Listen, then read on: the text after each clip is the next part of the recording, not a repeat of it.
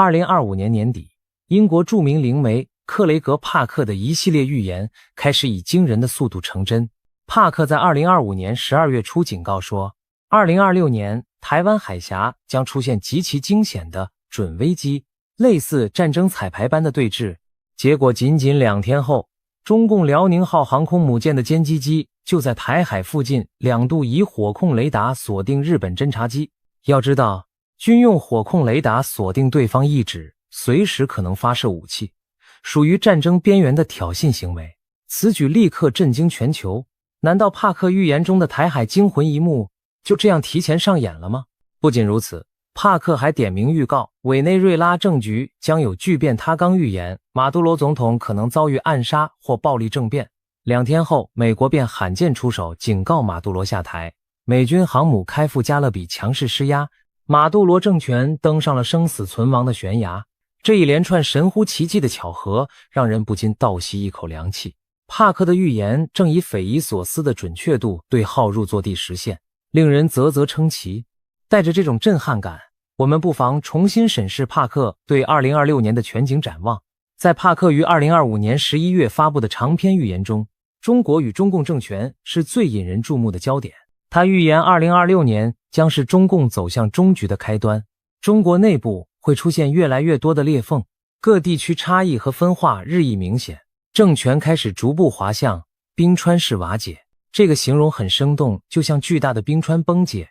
不会瞬间爆裂，但会慢慢出现裂纹，块块剥落，最终无可挽回的解体。帕克认为2026年整年，中共政权的稳定将暗暗走下坡路，其全球影响力的版图也将如冰山消融般萎缩。帕克具体描绘了几个惊人的场景。首先，一个遍布全球的中国影响力网络将陆续被曝光，从对各国政府官员的贿赂案到大规模的间谍活动，再到在海外大学与智库中的深度渗透，都会陆续浮出水面，引发国际反击。想象一下，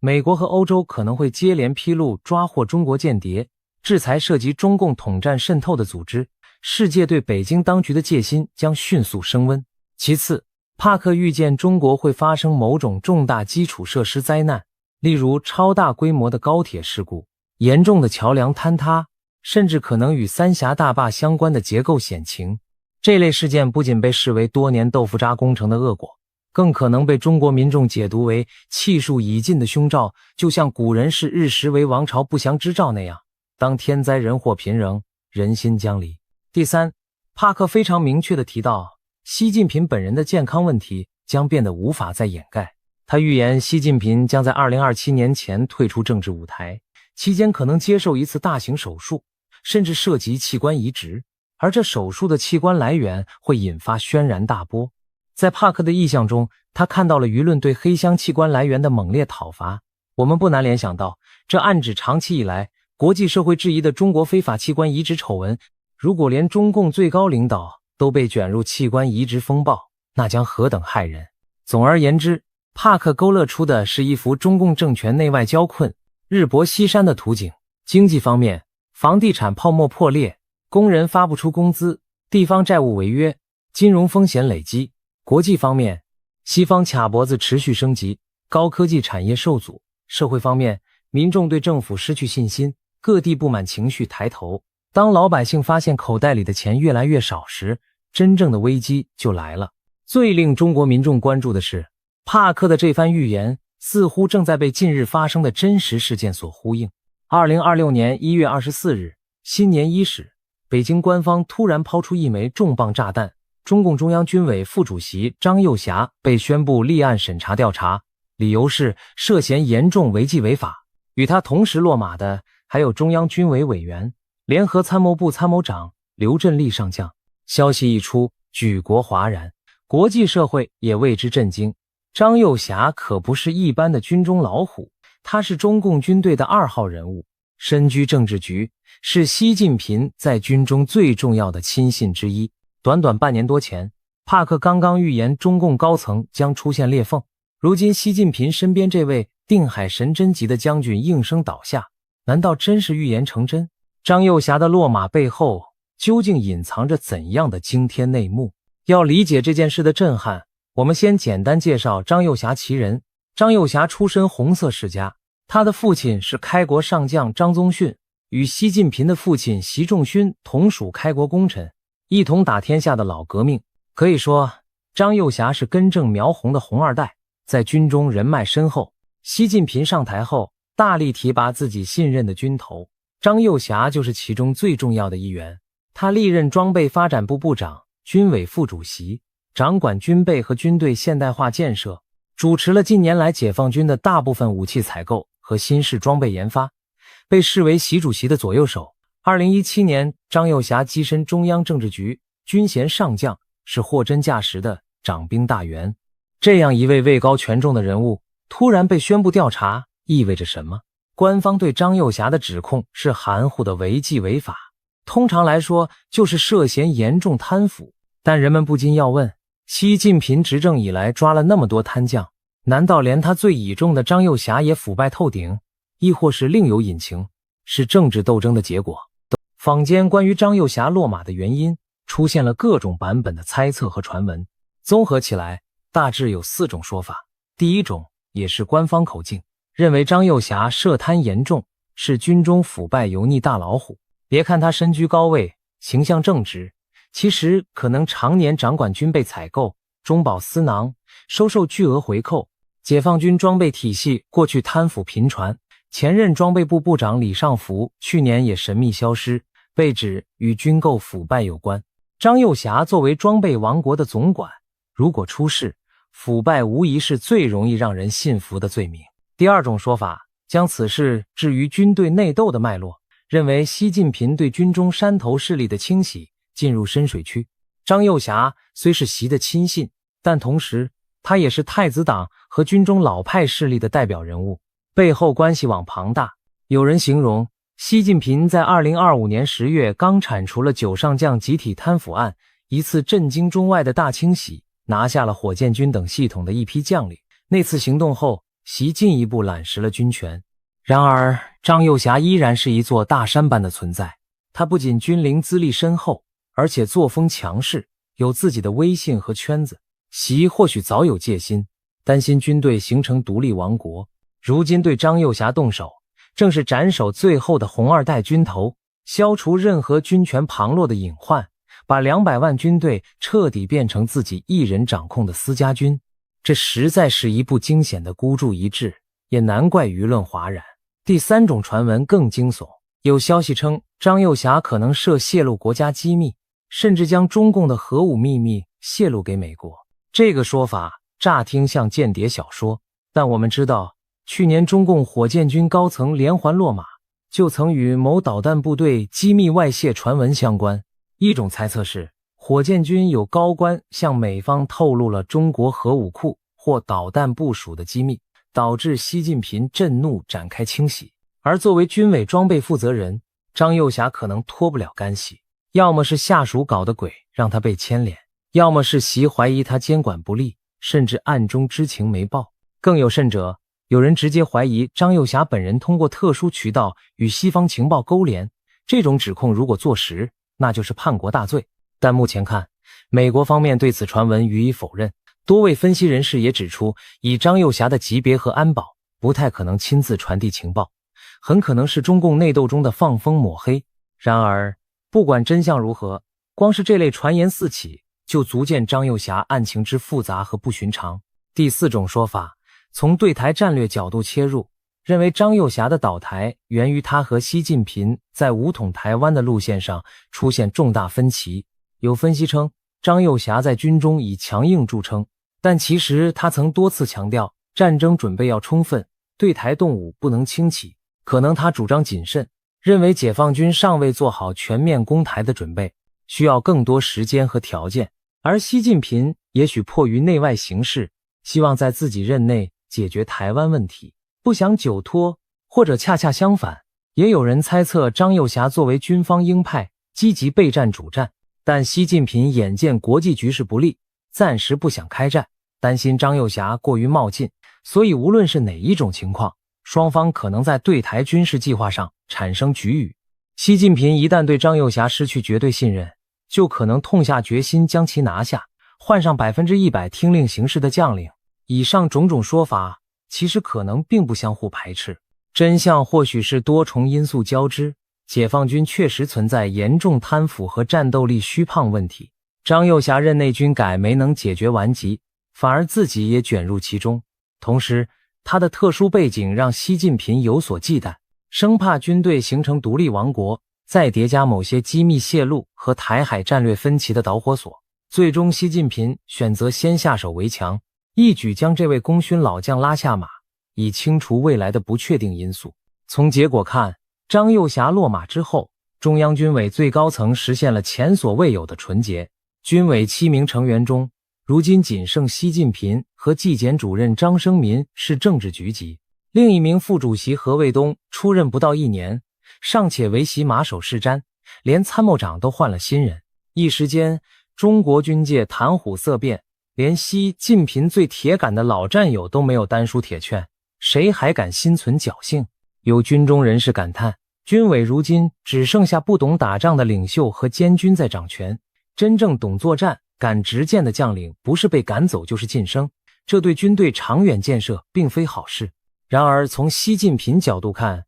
他宁可承受这些代价，也要在全面风险来临前把潜在隐患清除干净。那么张幼霞的倒台对台海局势意味着什么呢？这正是我们今天讨论的重点之一。许多人担心张幼霞落马预示着北京在为日后对台动武做最后的人事准备，因为在开战之前，领导者往往要确保军队绝对忠诚，上下同欲，任何可能犹豫或不够可靠的高级将领都必须调整。历史上看，上述重大战争前，独裁者常清洗军中不听话的人，以杜绝后患。例如斯大林在2战前大清洗红军将领，萨达姆在入侵科威特前也整肃军队高层。习近平此刻拿下张幼霞，不免让人联想到这种剧本，是不是意味着他决心更坚，计划更激进，要为未来1-2年内可能的台海行动提前扫清障碍？更何况接替张幼霞掌军权的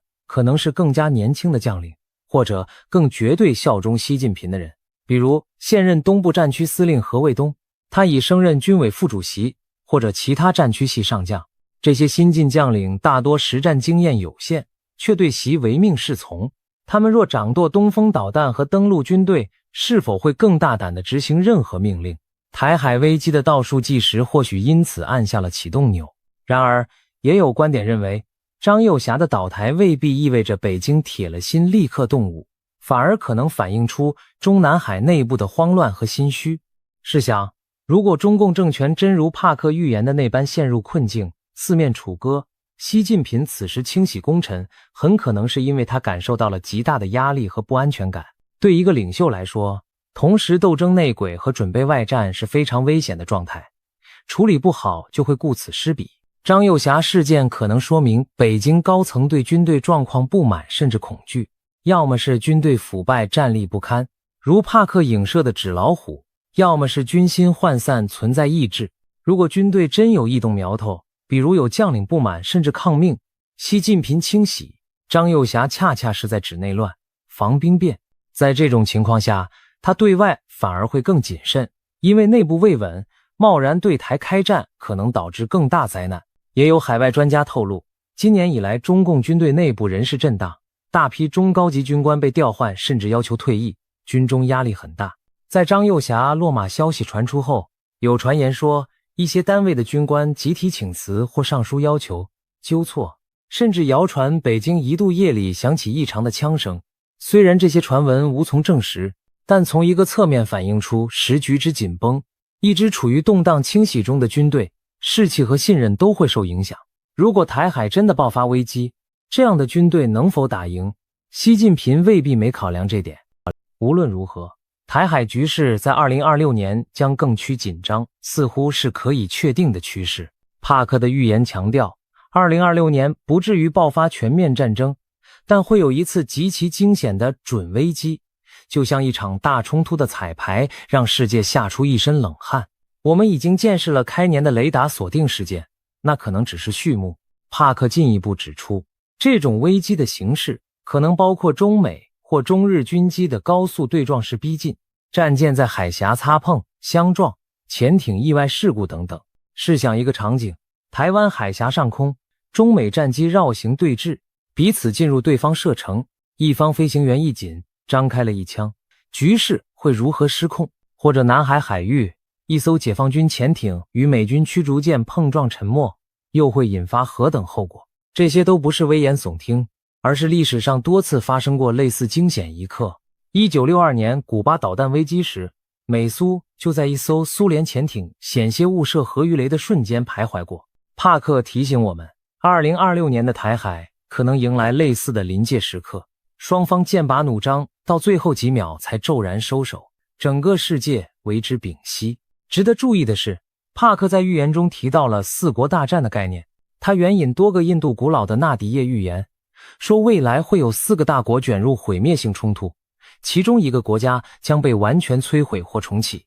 第2个国家遭局部破坏，第3个国家是政法治国，纯洁的精神国度会清除内部的负面力量，第4个国家则没有明说。这听起来云山雾罩，但帕克认为，当前美日台3方联手对抗中共，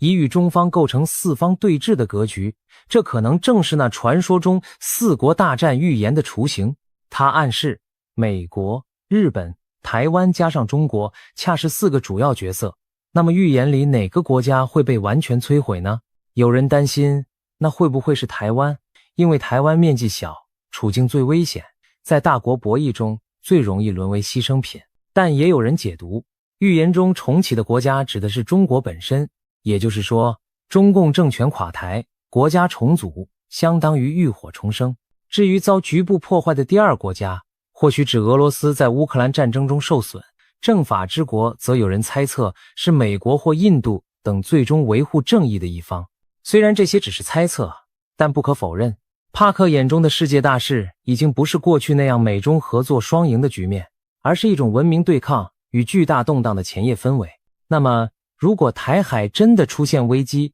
美国、日本和其他各方将如何应对？帕克恰好对此也有所描述。他预言2026年美中对抗的主战场依然在经济与科技领域，但是在台湾问题上会上演扑朔迷离的戏码，其中一个关键人物就是特朗普。按照帕克的说法，2024年美国大选之后，特朗普极可能重掌白宫。帕克甚至开玩笑说，如果不是特朗普本人当选，也是他在幕后操盘的傀儡政权。在2026年，特朗普将对中共祭出大动作，他会想方设法把所有枪口调转对准北京。帕克形容特朗普对华策略是两面下注，一方面他在公开场合高调支持台湾，强硬反共，另一方面却私下拖延对台军售，以此作为和习近平谈判的筹码。也就是说，他会让全世界都搞不清美国究竟要站到哪一边。一会儿可能传出美军舰队向台海集结，一会儿又爆出美国延后交付某型导弹给台湾，引发猜疑。这样反复横跳，熟悉特朗普风格的人或许并不意外，他总是喜欢先制造混乱，再从中提价讨利。然而，帕克强调，在最关键的时刻，特朗普不会真的背弃台湾。他预见特朗普最终会选择在危急关头伸出援手，毕竟台湾的地缘战略价值对美国极为重要，美国也不能容忍中共以武力改变现状。但在此之前，特朗普很可能利用台海紧张来达成一些交易，比如要求北京在经贸上让步，或者试图诱使北京自乱阵脚。整个2026年，美国的对台态度可能呈现一种扑朔迷离的薛定谔状态，这也增加了误判的风险。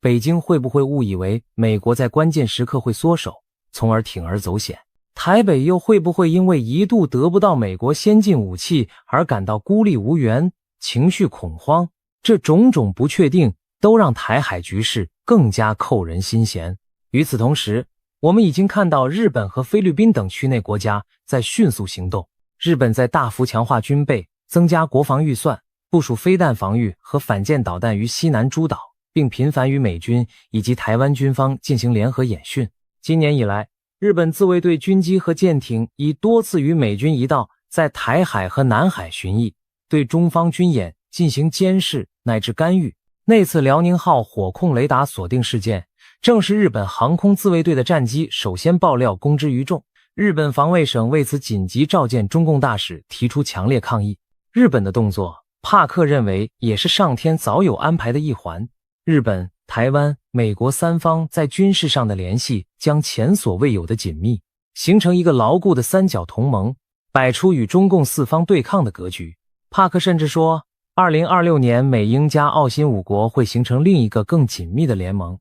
类似新五眼联盟，以共同应对中俄阵营的挑战。届时，国际关系可能出现阵营高度对立重组的新冷战格局，一边是美日、台欧等民主联盟，一边是中俄以及少数残存的盟友。但是，帕克也提到一个值得深思的细节，中俄关系在2026年将出现微妙裂痕。他预测北京和莫斯科之间在军火买卖、各自势力范围等问题上会暗暗较劲，甚至在对待印度的态度上发生利益冲突。简言之，普京和习近平虽然表面结盟，但各怀心思。普京不愿坐席的马前卒，习也信不过普京到底会不会在台海问题上撑腰。因此，一旦台海有事，俄罗斯未必会如北京所愿牵制，美日很可能选择袖手旁观，甚至从中渔利。这意味着北京真正要面对的可能是美日台的联合，而非联俄抗美的剧本。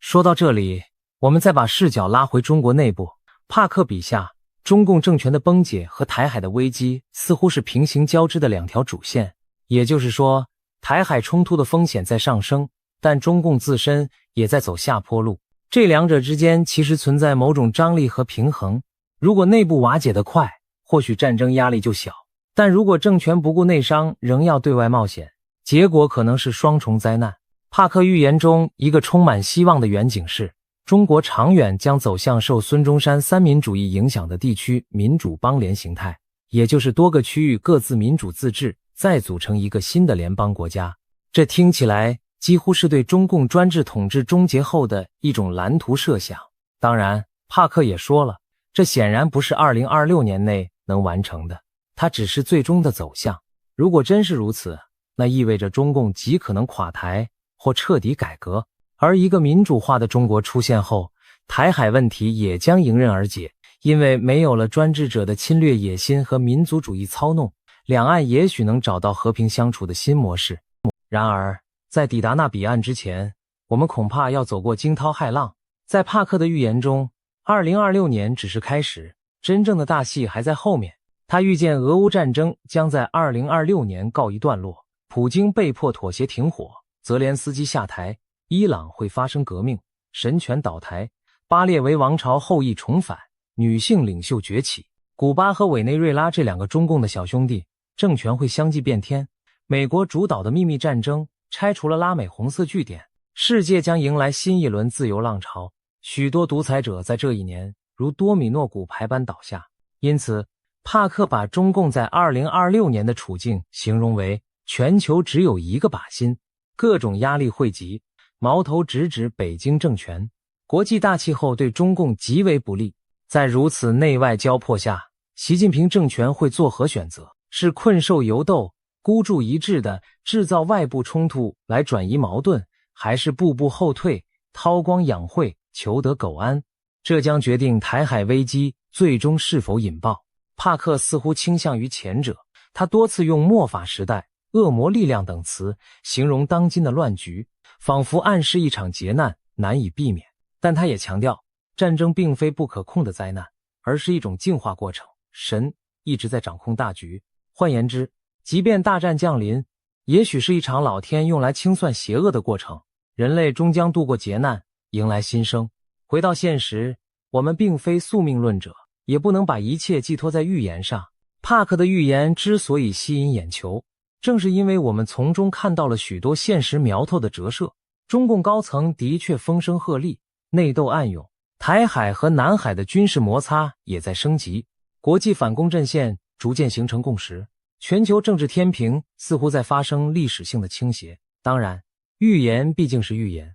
具体走向还掌握在我们人类自己手中。或许帕克确有过人之处，提前2年看到了香港那场惊世大火，台海那场惊魂对峙，但他的视野毕竟有限，时间点也未必拿捏得准。他自己也坦言，时间常常是最难准确预测的。例如，他原本以为习近平会在2025年染重病下台，但目前看习仍稳坐钓鱼台。他提到的三峡大坝事故也尚未发生。我们有理由相信，人类社会并非剧本写定，在巨变的前夜，每一个关键决策都可能改变历史走向。中共会不会因内部分崩而放弃攻台，还是会铤而走险孤注一掷？台海危机最终会因为各方克制而平安度过，还是走向他所谓四国大战的可怕剧情？这一切都有待时间揭晓。可以确定的是，我们正生活在一个转折点上。张幼霞的落马，无论是预示着中共末日将临的内斗高潮，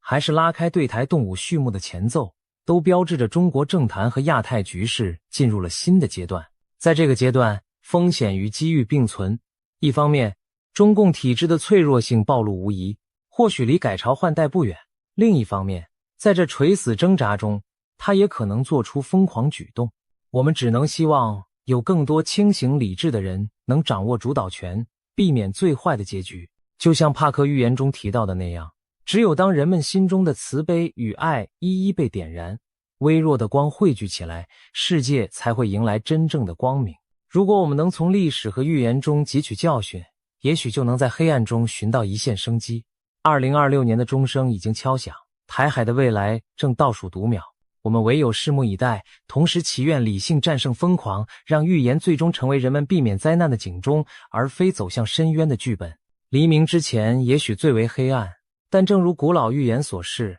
光明终将到来，人类或将浴火重生。让我们怀抱希望，静观风云际会下的历史巨变，等待那新的篇章揭开序幕。今天我们来聊聊2026年东亚可能出现的大震荡。为什么许多人都说台湾将成为全球焦点？这源自近期甚嚣尘上的一些预言。其中最引人注目的是英国预言家帕克的说法很明确，他直指台海在2026年前后会出现重大军事冲突。但令人惊讶的是，他也强调台湾最终会是安全的。2026年最新的预言讯息已经曝光，内容可谓震撼人心。难道真的如预言所言，中共政权将迎来终局？今天就让我们深入探讨这些预言与现实迹象，看看2026年的东亚究竟会发生什么大事。首先，我们需要了解台海局势为何会成为预言焦点。过去几年，台海紧张情势不断升温，各种军事动作此起彼伏。美国前印太司令戴维森早在2021年就警告，中共可能在2027年前具备犯台能力，而2025年更被不少军事专家点名为风险高点。有人担心中共可能会在那一年伺机动武。然而，真正让台湾成为全球焦点的是地缘政治格局的巨变。俄乌战争爆发后，国际社会更加关注台海。一旦台海有事，不仅决定两岸命运，更将深刻影响21世纪的国际秩序。正因此，各种预测和传言都围绕着未来几年台海是否爆发战端。而帕克的预言正是众多声音中分外引人瞩目的一个。帕克何许人也？他是一位英国的知名通灵预言家，据称过去曾精准预测川普当选美国总统、新冠疫情全球大流行等事件，因此被一些媒体称为心神鬼先知。当然，预言这种事情从来都饱受争议，但帕克的言论仍然吸引了许多人注意，尤其当他谈到东亚和中国时，他的描述细致而惊人。在帕克看来，2026年将是极其关键且充满灾难性的一年，许多重大事件会在这一年集中爆发。我们先从台海军事冲突的预言开始说起。帕克早在2024年初的一次直播中就透露，他看见台湾周边的某个外围岛屿上会出现刀光剑影。他当时形容，就像有人宣布我们夺取了你的一座岛屿那样的场景。这暗示着什么？很可能是中共对台湾控制的外岛发起了某种袭击或登陆行动。台湾有一些外围岛屿，比如位于南海的东沙群岛，或是靠近中国大陆沿岸的金门、马祖等离岛，一直被视为可能的冲突热点。帕克的预感让人联想到，中共也许会冒险夺取其中一个岛屿，以测试台湾和国际社会的反应。更令人细思极恐的是，帕克提到了引发冲突的可能导火索。他说他感觉到可能会有一次意外碰撞事件，一开始或许是飞机在空中相撞，或者潜艇在海中碰撞，甚至两者都有。这种说法并非凭空乱想，因为近年来台海周边已经发生多起惊险的擦枪走火边缘事件，例如中共军机多次危险贴近美军侦察机或台湾军机，有时仅几公尺之差擦身而过。中共军舰也曾在公海上对美军舰做出高速逼近、逼迫改道的动作。每一次惊险画面曝光，都让人捏一把冷汗。一旦任何一方计算错误发生擦撞坠毁，后果难以想象。帕克正是担心，终有一次这种近距离测试会出意外。试想，如果某架战机在台湾周边领空被撞下来，或者某艘潜艇在台海擦撞沉没，相关各方会不会误判为攻击行为？届时怒火上冲之下，冲突就可能一触即发。帕克甚至将这种场景类比为第3次世界大战的导火索，有媒体标题将他的警告形容为台湾将爆发恐怖空难，成为3战导火线。虽然这表述耸人听闻，但仔细想想也非毫无根据。一场偶发事故如果发生在敏感的台海前线，完全可能点燃大国间的战火。然而在描述这可怕的冲突景象时，帕克也同时给出一个出人意料的结果：台湾将安然无恙，最终是安全的。也就是说，即便台海发生军事冲突，最终局势的走向对台湾有利，台湾并不会被中共征服。帕克为什么这么认为？他进一步解释了他所看见的画面：当新的台湾领导人面对挑衅时，他将立场坚定，极为强硬，绝不退让。我们知道，2024年台湾举行总统大选，现任副总统赖清德胜出，将于2024年5月就任总统。赖清德在中共眼中被贴上台独工作者的标签，因此北京当局对他尤其敌视。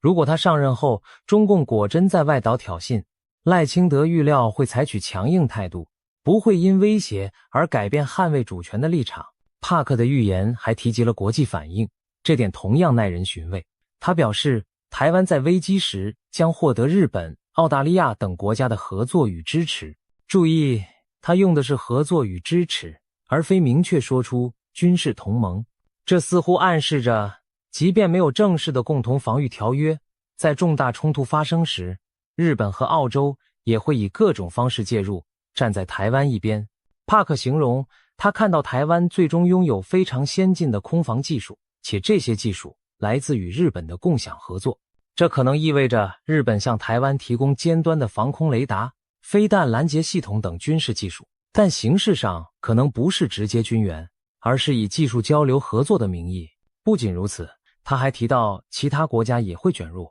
特别是澳大利亚。他看到澳洲在该地区派遣了军舰，这一幕让人仿佛置身未来的战场。美日澳等印太盟友组成防线，共同阻止中共武力改变现状。帕克甚至对时间节点也做出推测，他觉得这种局面可能会在2024年前后开始发生。当然，2024年已经过去，台海虽然风高浪急，但尚未爆发战事。如果往后推算，2025年、2026年依然是危机潜伏的高峰期。事实上，美军将领和智库也多次推演过相似情境。例如，有说法认为2025年中共可能突袭东沙岛，或者2026年在台海挑起有限冲突，以测试美国的决心。这和帕克的预言不谋而合。尤其值得注意的是帕克对国际领导力的看法。他直言，当前自由民主世界缺乏强有力的领袖，他几乎数不出几个能让人真正信任，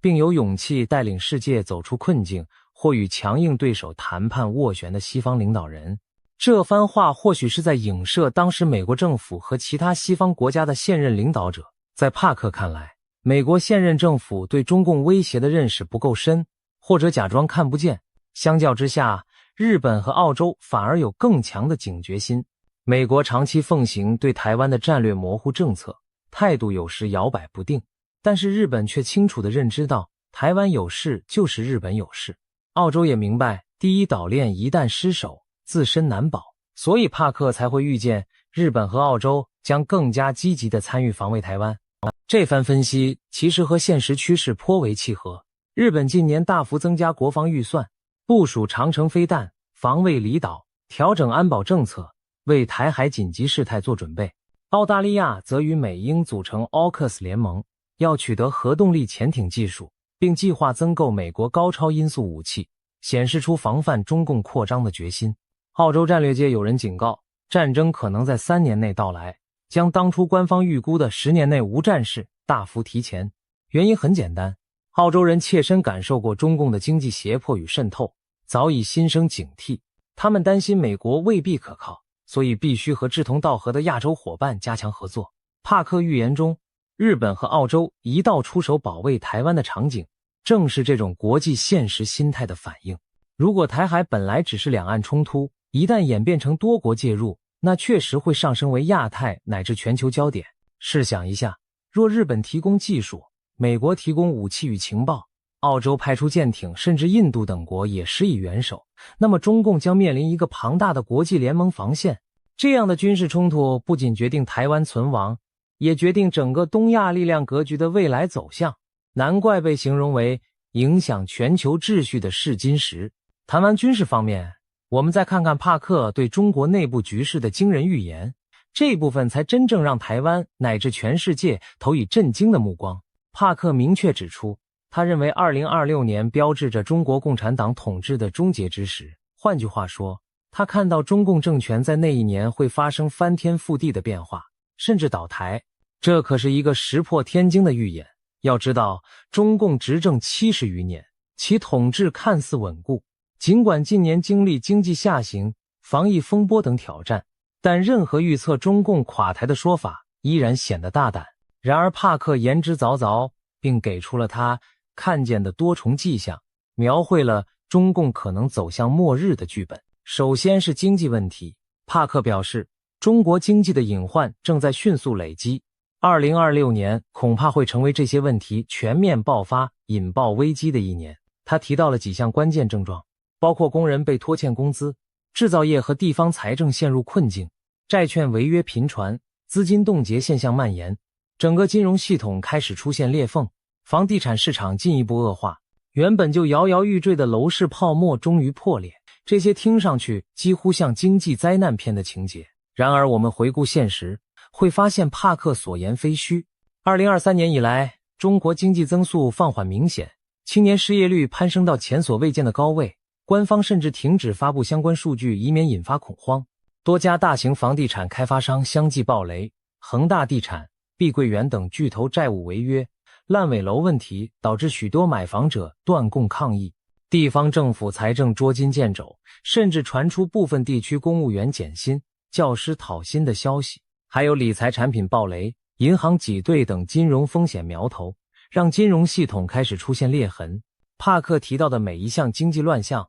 其实都已在酝酿，只是尚未全面爆开。在他的预言中，2026年前后，这一连串经济脓疮将被揭开，中国多年累积的结构性债务和泡沫被迫曝光。当经济陷入乱局，失业潮来袭，金融风暴迸发，帕克强调，一旦中共失去对经济的掌控力，其执政合法性将动摇。这其实很好理解，中共长期以经济增长作为合法性基础，向人民宣称，只有我们能带来繁荣。如果经济崩盘，老百姓饭碗不保，对执政者的不满就会直线上升。在中国那种体制下，经济不稳很容易迅速转变为社会动荡和政治危机。帕克紧接着预见，中共的政治环境也会在2026年发生巨变，他甚至用了翻天覆地一词，暗示变化之大超乎想象。他明确表示自己认为2026年就是中共终结之时。他具体提到了几个让人瞠目的细节。首先，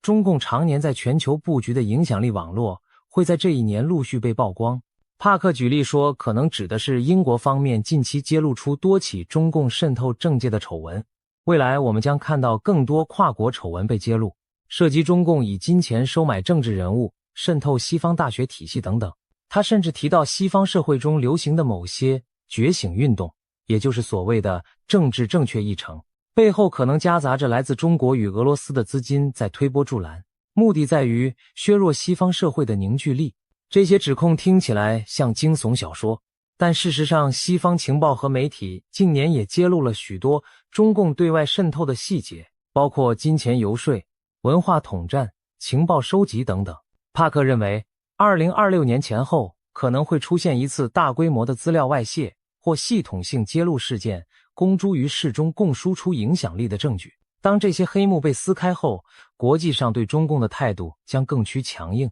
中共多年苦心经营的全球关系网将四面漏风。而在中国国内，帕克预见的画面更是戏剧性。他说，习近平的健康和政治权威都将在2026年明显衰退，到了2027年可能已经下台，这几乎在预告习时代的终结。帕克甚至描述了一个令人震惊的细节，习近平将经历一次大型且备受争议的器官移植手术，他推测可能是肾脏移植，并暗示器官来源可能涉及死刑犯，从而引发巨大的舆论震荡。如果真有这样的事发生，其冲击可想而知。一方面，最高领导人重病需要换肾本，就足以引发权力真空的恐慌；另一方面，非法器官来源的丑闻将成为政治核弹，彻底击毁中共自诩的伪光正形象。值得一提的是，坊间确实长期有习近平健康不佳的传闻，有时他露面走路姿势异样，或久未公开现身，都引发外界猜测。如果帕克所言成真，那意味着习近平可能已无法稳坐权力宝座。更惊险的还在后头，帕克预言，同一时期，中国将有一名军方或安全系统的高层人物突然失踪，随后被宣布在诡异情况下死亡。外界将普遍猜测这是一次未遂政变的结果，也就是说，那名高官可能企图发动政变但失败，被清除。这个情节可谓高潮迭起，仿佛政坛惊悚片。然而在对照现实，我们发现中共高层内斗的迹象早已存在。2023年就发生过几桩离奇的人事事件，国防部长李尚福和外交部长秦刚先后失踪，最终被免职。期间官方没有公开交代原因，引发无数阴谋论。虽然事后当局声称涉及腐败或作风问题，但很多分析认为背后牵扯习近平整肃异己、党内权斗。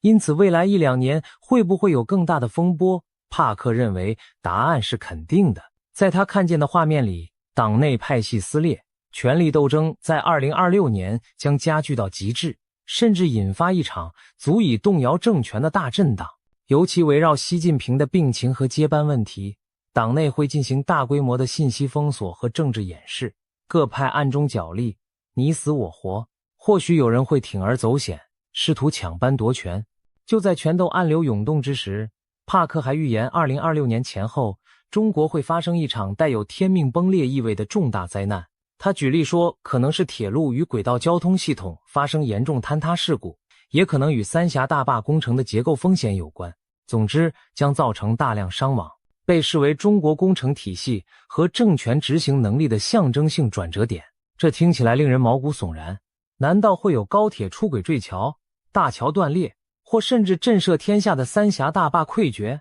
我们无从确知。但三峡工程这几个字无疑刺痛许多人的神经。三峡大坝是世界上规模最大的水坝工程，也是中共的形象工程。然而自建成以来，有关其安全隐患的讨论不绝于耳，尤其近年极端天气频发，长江流域洪水接连而至，三峡每逢汛期都面临蓄水与泄洪的两难。如果帕克暗示的灾难真与三峡有关，那将是对中共统治合法性的毁灭性打击。毕竟中国传统观念里，朝代末年常有天灾映衬政权失德，所谓天怒人怨，天命不在。所以2026年若发生严重工程灾难，势必被解读为天意，昭示中共气数将尽。让我们回头看看今年年底发生的一件真事，它似乎验证了帕克部分预言。2025年11月底，香港竟然发生了震惊世人的超级大火灾。香港大埔区一个大型住宅屋苑鸿福苑在进行外墙维修时起火，熊熊烈焰迅速沿着棚架蔓延，烧遍7栋大楼的外墙。这场火灾延烧近2天，造成超过120人罹难，数百人伤亡失踪，是香港近代史上死伤最惨重的事故之一。一时间香港社会哀痛与震惊交加。而令人寒毛直竖的是，就在火灾发生前不久，帕克才在节目中预言香港将在年底有大事发生。如今回头看，这场突如其来的大火正是他的预言之应验。帕克在最新的预言中指出，他感觉香港大火背后并不只是意外事故，而是带着强烈政治意味的事件，会在香港社会掀起新一轮的指责与对峙。事实也许正如他所说，火灾发生后，香港舆论开始追究种种管理疏失和黑幕问题。有人质疑维修工程为何使用不阻燃的竹棚和尼龙网，是否有建筑商为了节省成本偷工减料，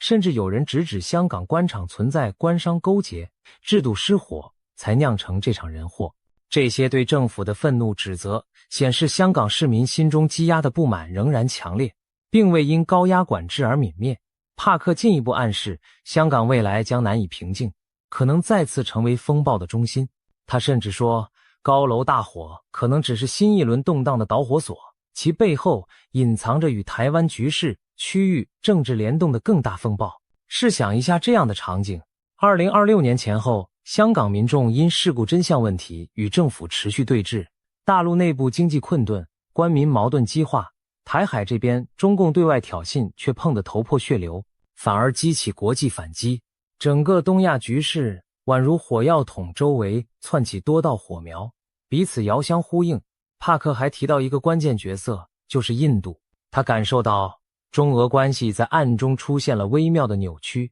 而印度将成为其中博弈的关键角色。这又是怎么回事？我们不妨这样理解，帕克看见俄罗斯境内有一座大型军工厂遭到重创，这不仅仅是油田被袭击导致油价上涨的问题，而是一场更为隐秘、更具战略意味的破坏行为。他说他看到俄罗斯的军工厂正在俄境内被攻击和毁灭。帕克强调，他并不认为中国会直接向乌克兰提供武器，因此那些出现中文标示的武器残骸背后必定有隐情。例如，这是否意味着俄罗斯早就在囤积中国制武器？因为这次暴露，帕克感觉到中俄关系中存在一种微妙诡异的张力。表面上两国并非公开冲突，但私底下围绕武器市场甚至地缘影响力展开了深层博弈。他看到中俄之间的关系线条正在轻微扭曲，而印度将在这场博弈中扮演要角。帕克暗示，这种裂痕目前还不会导致中俄公开决裂，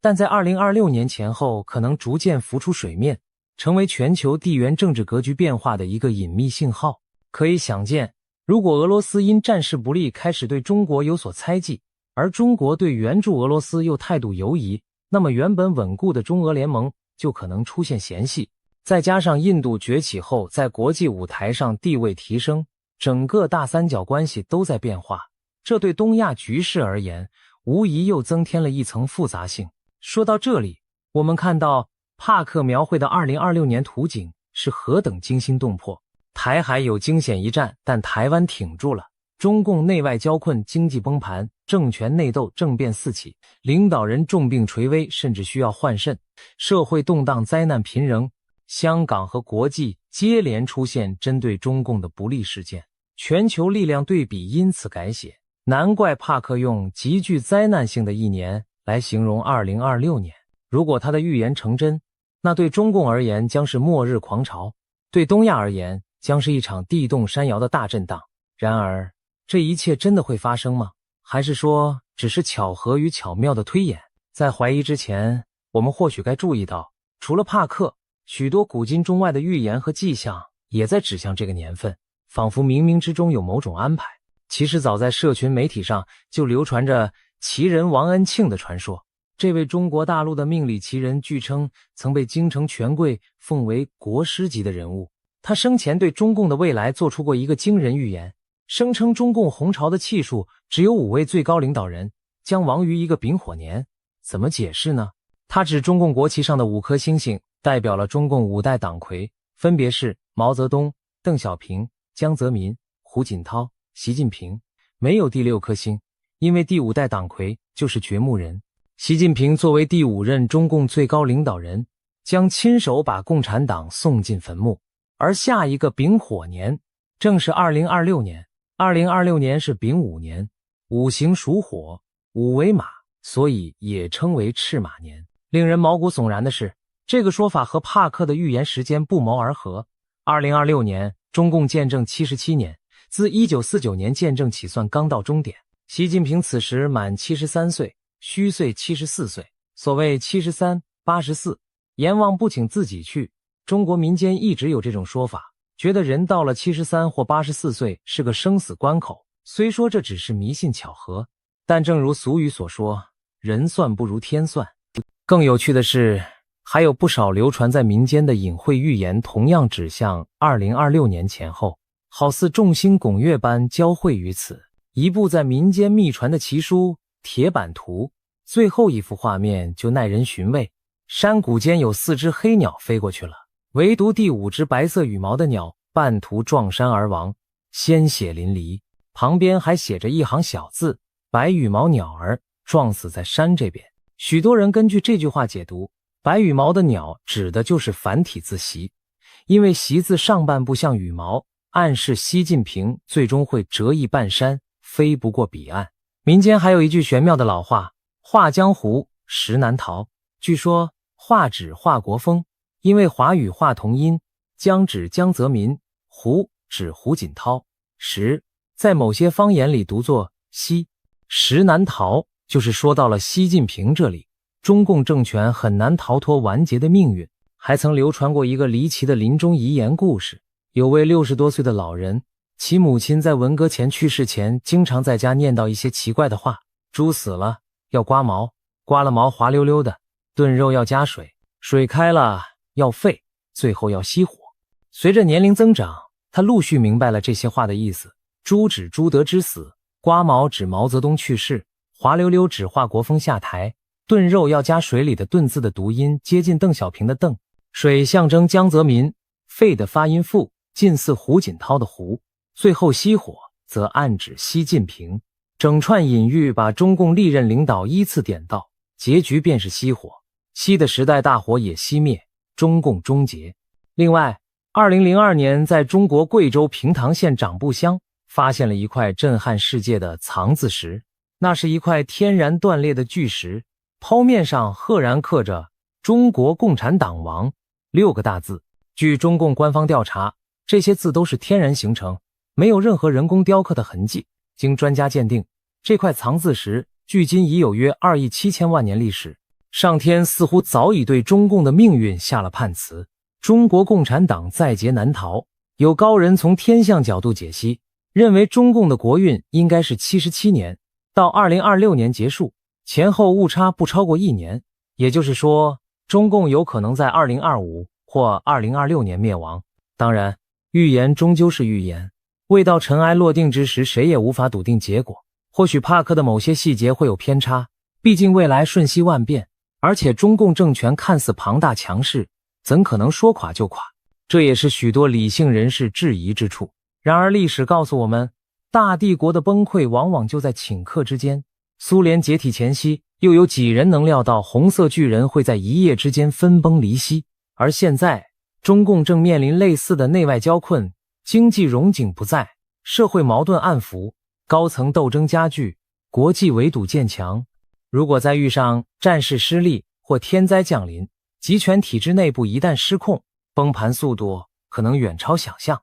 一位预言家提供的是他灵视中的图景，也许夹杂主观解读，但却给我们换了一种思考现实的角度。还有一个来自灵性领域的预言值得一提，在帕克之外，另一位名叫布兰登的预言师也谈到了中国的未来。他在节目中提到，似乎看到中国将经历一场大规模的精神复兴，宗教信仰和精神力量会从长期的压制中慢慢苏醒，由弱转强。那种罩在人们心头，不让大家有信仰，也不让大家看清真相的铁幕将被打破，人们将开始苏醒。换更直白的说法，它指的很可能是中国长期的无神论框架将被松动甚至瓦解，人心上的枷锁会被彻底解除。一对照其实不难发现，两位预言家的信息在某种程度上互相印证，大震荡之年也可能就是大复兴之年。想象一下那样的图景，2026年东亚风云突变，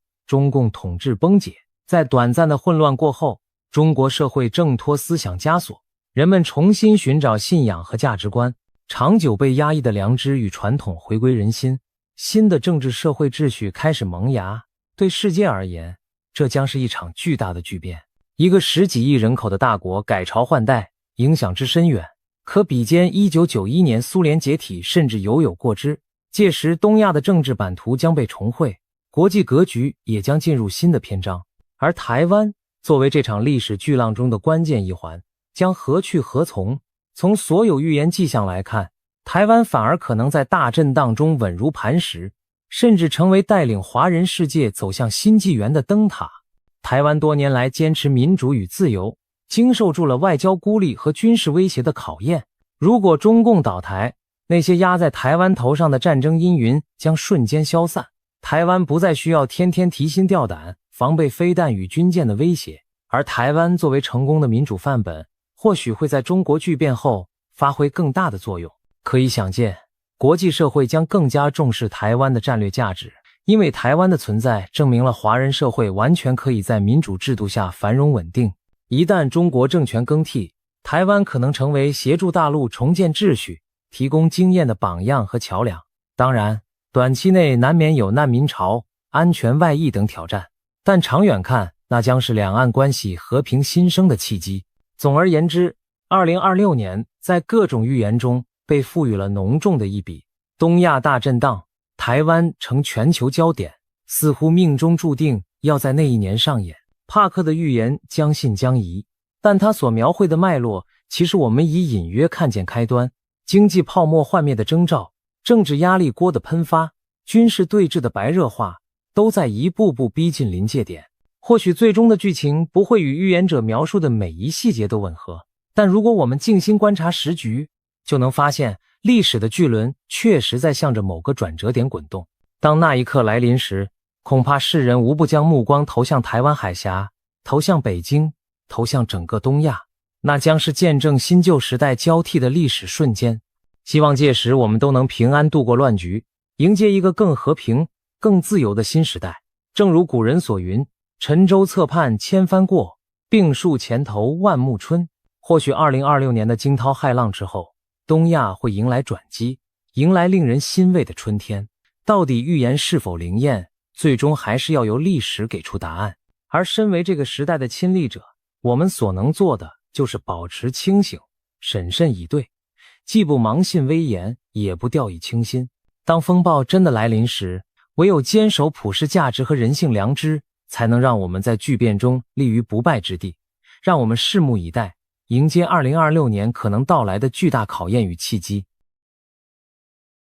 帕克2026年最新中国预言中，美俄三国大战导火线是台湾毒气云袭击日本，影响台湾俄罗斯特大灾难时间点曝光。时间过得很快，传说中的赤马红羊灾厄之年说来就来。60年前，1966年正值丙午年，俗称火马年。那一年，中国爆发了文化大革命这场10年浩劫，社会动荡，生灵涂炭。而如今60年一甲子过去，2026年又逢火马年，人们不禁要问，历史的灾难循环是否会重演？这一年会不会再次经历天下大乱、大灾大难、大规模的流血事件？英国知名的灵媒预言家帕克对此发出了惊人的警示。他被誉为新诺查丹马斯，曾经准确预言新冠疫情、川普当选、英国脱欧和俄乌战争等大事，是目前网络上炙手可热的预言家之一。帕克有一个鲜明特色，就是在预言完天灾人祸后，总会给人带来希望，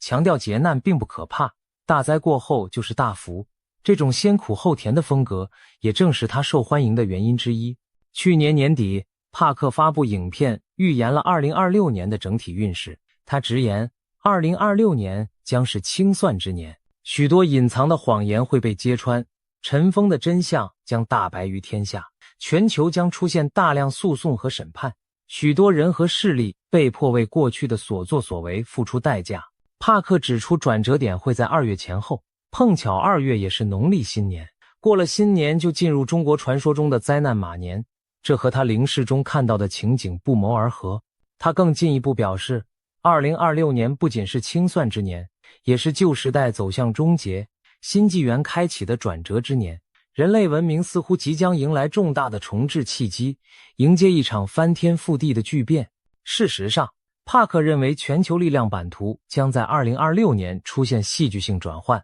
经历多年血火的俄乌战争有望在出人意料的外交突破下告一段落。他预测美国领导人可能是再度执政的川普将与俄罗斯总统普京达成一项意外的协议，从而结束欧洲战场的敌对局面。然而，这并不意味着和平从此降临。帕克警告，紧张局势只会从欧洲转移到远东地区，尤其是台海。他特别指出，2026年春天，全球将弥漫着浓重的战争阴影，其中一个导火索极可能出现在台湾海峡。试想在台海上空或水面下出现一次危险的军事对峙，也许是一架战机与对方军机惊险擦撞，或者一艘潜艇与水面舰只发生碰撞，这类事件会在瞬间将紧张态势推向失控边缘。台海上空剑拔弩张，两岸和美日的部队全都严阵以待，任何一个误判都可能点燃战火。此时各方神经紧绷，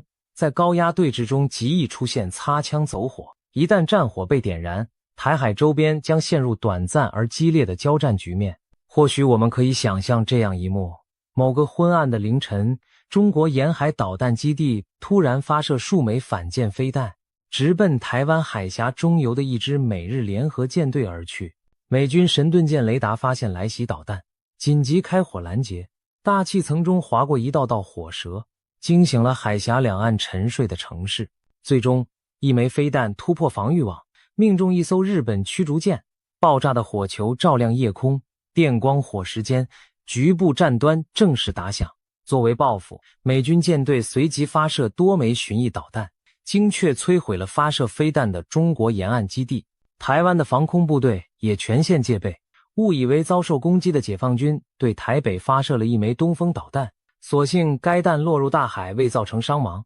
但台湾空军随即紧急升空，进入战备巡航状态，整个台海陷入一片弹雨与火光之中。短短几天内，中国人民解放军在东南沿海频频出击，试图对台实施局部封锁，并攻占靠近大陆的台湾外岛。然而美日联军以压倒性制空与制海权进行反制，数次挫败了解放军的登岛企图。在此过程中，中国海军一艘先进驱逐舰被鱼雷击沉，空军也损失了多架战机。尽管北京当局未对美本土宣战，但东亚的有限战争已造成重大伤亡和震撼，全球金融市场闻讯暴跌，难民潮开始酝酿，整个世界都屏息关注着远东局势的发展。帕克预言这起突发事件将如同火星掉进火药桶，不仅引爆台海之间的武装冲突，还会将周边强国卷入其中。日本作为邻近大国，势必被迫介入战事，美国也很可能迅速动员协防台湾。短时间内，美中俄日四国全被牵动，形成一次新的四国大战。帕克强调，美中俄三方的对峙其实早已在暗中酝酿多时，如今终于因台海的火花被引燃。中国和俄罗斯将加紧构筑对抗美日的军事同盟，东亚上空重新出现冷战式阵营对立的局面。那么，这场由台湾问题引发的冲突会不会演变成世界大战？帕克认为，战局虽凶险，但可能以一种间接战争的形式发生，而非超级大国直接正面核对抗。所谓间接战争，就是透过代理人之战或局部交火来较量，各强国避免直接对彼此本土动武。然而，即使是局部的代理冲突，其规模和影响也将前所未有。帕克提到了印度占星推算的一个关键时刻，3月25日前后，太阳与土星相合，将成为重大冲突的触发点。在那个时间窗口，大帝国的领导人可能威胁并挟持较小国家的元首，甚至发生斩首式的暗杀行动。帕克过去曾准确预见伊朗政局将迎来巨变，他预测在2026年3月中下旬，或许会出现针对伊朗最高领袖的定点清除攻击，不是全面战争，而是一次精心策划的斩首行动。如果这预言成真，中东局势将随之剧烈震荡，伊朗政权可能崩塌并爆发革命。同一时期，在亚太方向，台海危机也会达到顶点，稍有不慎就会引发美中日俄间接交火。一时间，全球多个火药桶被同时点燃，中东的火药库也开始爆炸。伊朗领袖一旦遇刺，当局强硬派与民众爆发激烈冲突，整个中东地区陷入动荡。以色列与伊朗代理人武装摩拳擦掌，战火一触即发。朝鲜半岛上空也阴云密布，北韩趁机试射导弹挑衅，韩国和驻韩美军迅速进入戒备状态。南亚方面，印度和巴基斯坦因边境摩擦剑拔弩张，甚至中国西部边境也出现军队集结的异动，连远在南美洲的委内瑞拉反政府势力都趁势掀起推翻独裁者的浪潮，世界庞佛整体滑向战乱的深渊。战争的烈火一旦烧向东亚，最大的震撼将落在中国自身。帕克预言，中共政权会在这场冲突中遭受致命重创，进而走向不可逆转的崩溃。可以设想，台海战端一开，中国即使没有与美日发生核战，也将遭到前所未有的制裁与封锁，经济陷入绝境。中国经济本就隐患严重，一旦再被战火拖累，更是雪上加霜。帕克形容中国的垮台过程犹如冰川式瓦解，表面上庞大坚硬，实则内部早已布满裂缝，在外部打击和内部崩解的双重作用下，终将一块块碎裂倾颓。他预言中国的经济体系将在战争和制裁夹击下迅速崩盘，出现通货膨胀失控、供应链断裂、大批企业倒闭、金融市场冻结等连锁反应，甚至政府可能陷入财政瘫痪，无力支付公务员和军队薪饷。随着局势恶化，政治高层内部矛盾也会激化。帕克透露，2026年中国还可能发生重大基础设施灾难，成为压垮政权的最后一根稻草。这场灾难也许是一列高速列车的特大事故，或者更可怕的是与长江三峡大坝相关的严重事件。试想，若三峡大坝出现险情，其影响将涉及数千万人口的安危，对政权造成毁灭性打击。内忧外患交织之下，帕克预见中国最高领导层将发生剧烈动荡，可能有高层人物神秘失踪或遭清洗，甚至习近平的健康都会急剧恶化并最终退位。种种迹象显示，中南海权力核心正在土崩瓦解。帕克预言习近平将被迫下台，或因健康问题，或因党内逼宫。随着最高统治者倒台，中共体制失去主心骨，全国各地陷入群龙无首的混乱状态。此时的中国内部局势陷入失控边缘。北京市民惊恐地发现，政府部门已无人维持基本秩序，银行挤兑风潮四起，超市货架被一扫而空，街道上时有绝望的民众集结抗议，武警和军队奉命镇压，却也有部分官兵同情百姓而放下武器。多年的高压统治在顷刻间土崩瓦解，民众再也不畏惧，手无寸铁地走上街头，高喊要自由要食物的口号。一些偏远省份的官员干脆与北京断绝联系，开始自行治理当地事务。新疆和西藏地区的地方领导人宣布自治，赶走中共党官。当地民众在清真寺和寺庙的聚集中庆祝获得自由。东南沿海的广东、福建等经济大省则迅速组成临时联盟，自行维持社会秩序，并与国际社会接触。他们公开表示欢迎民主选举和外资进入，庞佛一夜之间从独裁统治下解脱出来。驻扎在各地的解放军部队陷入群龙无首的困境，有的选择向民众妥协，有的则变成盘踞一方的地方武装。各路军阀雏形开始浮现，让人仿佛回到了100年前的军阀混战时代。世界各国对中国局势巨变既震惊又担忧，邻近的俄罗斯和印度匆忙在边境增派军队，防止难民涌入。同时，美国、日本等国迅速派遣特遣队潜入中国境内，试图确保中国的核武库和生化武器不落入恐怖分子或极端势力之手。一时间，中国领土内各种势力错综复杂，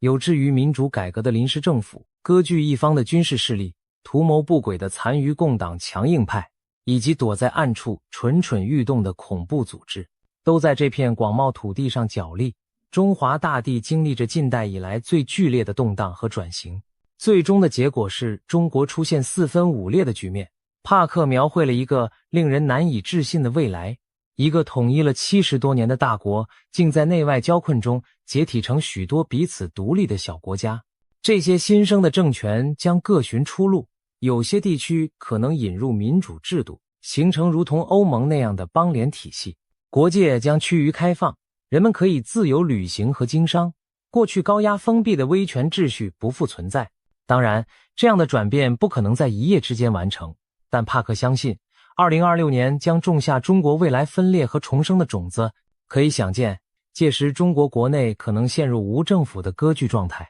新疆、西藏等边疆少数民族地区趁机要求自治独立，广东、上海等沿海附属省份成立自治政府，各路军方派系拥兵自重，华帝称雄，昔日中央集权瞬间土崩瓦解，民间长期遭压抑的自由呼声也会在乱局中高涨，公民社会的力量开始重新塑造国家的未来。有趣的是，这一幕似乎也印证了许多中国传统寓言对末代洪朝瓦解的描述，红旗落地，四海分疆。如今帕克眼中的画面与传说相符，令人不寒而栗的同时，也给人一丝新时代降临的曙光。然而，中共的倒台并不意味着世界就此太平。帕克警告，全球的紧张与混乱不会因中国政权更迭而立刻消解，恰恰相反，接下来数年，世界可能依然动荡。各种危机此起彼伏，人类庞佛走到了文明崩溃的边缘。在帕克的全景预测中，一幅更加广阔的乱世画卷正在展开。在战争硝烟之外，自然灾害、极端气候、瘟疫、疫情等或将轮番袭来，同时各国社会秩序也面临前所未见的冲击。他预言将有人打着宗教狂热、种族主义或极端民族主义的旗号，在各地煽动事端，引发骚乱和冲突，许多国家可能爆发内乱，抗议示威遍地。此起彼伏的社会动荡规模将超过我们以往所见的一切。国与国之间的博弈，除了传统热战形式，还会延伸到经济和科技层面。帕克特别指出，石油外交将成为导火索之一，可能有能源大国以石油供应为筹码，威胁他国，引爆围绕能源的地缘冲突。中东等产油区域因此不排除再度战火连天。而更令人不寒而栗的是，帕克提醒，一种新形态的威胁正悄然酝酿，那就是所谓的科学恐怖主义。未来的战争不仅局限在陆海空与太空，还将渗透无形的网络空间和尖端科技领域。帕克预测，人类可能遭遇一场由人工智能主导的大规模网络攻击。试想，一群隐藏在暗网背后的黑客，操纵着自学进化的 AI 武器对全球发动网战，银行账户莫名归零，电力和交通系统瘫痪，大量机密数据被清除或窃取。一夜之间，现代文明对电脑和网络的依赖反而成了致命弱点。我们熟悉的日常生活霎时停摆，秩序陷入混乱。试想，在某个平凡的早晨，人们像往常一样准备上班，却惊恐地发现手机完全没有信号，网络连接中断，交通信号灯失灵，城市里一片混乱的车流堵塞，银行的 ATM 机器无法提供现金，超市的收银系统也因网络故障而瘫痪，购物者只能干瞪眼地看着货物却无法结账。更糟的是，当日傍晚，人们打开电视却发现所有频道都无法播出新闻，取而代之的是一片雪花杂讯。到了夜里，整座城市陷入前所未有的黑暗，电网似乎遭到攻击，导致大规模停电。高楼大厦里的人们被困在电梯里，医院的供电全靠紧急发电机勉强维持，警方和消防部门的调度系统也纷纷出现故障，导致救援响应迟缓。街头开始有不法分子趁火打劫，砸碎商店橱窗进行偷窃，治安迅速恶化。城市上空盘旋的警用直升机因通信中断而无法及时获取资讯，只能盲目巡逻。在这短短的24小时内，现代都市骄傲的高科技系统庞佛倒退回了几十年前的水平，人们才惊觉自己是多么依赖那些看不见的网络与电力。在这场无形的战争中，每个普通人都成了受害者。这种场景并非耸人听闻的杜撰，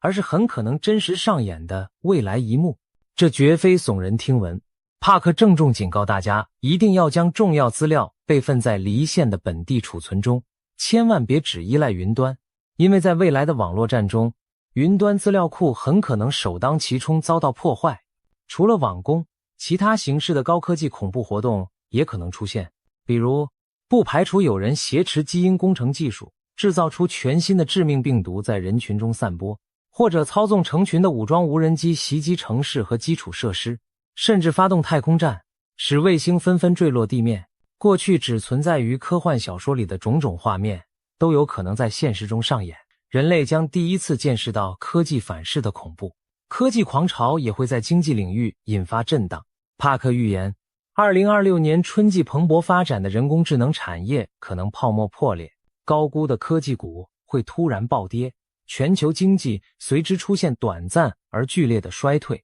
他甚至预测，一种主要的加密货币价格将崩盘式下跌高达 70%， 动摇投资人对整个虚拟货币市场的信心。硅谷等科技重镇或将掀起裁员潮，创投圈的繁荣神话瞬间熄火。虽然这场经济低迷可能是短暂的，但它将暴露全球金融体系深层的构造性缺陷，预示更大的重置在酝酿之中。社会方面，帕克也看到了经济压力和文化冲突引发的民众抗议浪潮。在一些西方国家，随着生活成本飙升和移民问题激化，可能出现大规模的示威骚乱，甚至引发宪政危机。就连英国这样老牌民主国家也难逃动荡。帕克认为英国将因金融动荡导致执政党内斗，政府垮台改选，同时多座城市爆发反移民骚乱和宗教极端对立。在欧洲其他地区，也许会冒出一位主张禁止某宗教的领袖人物，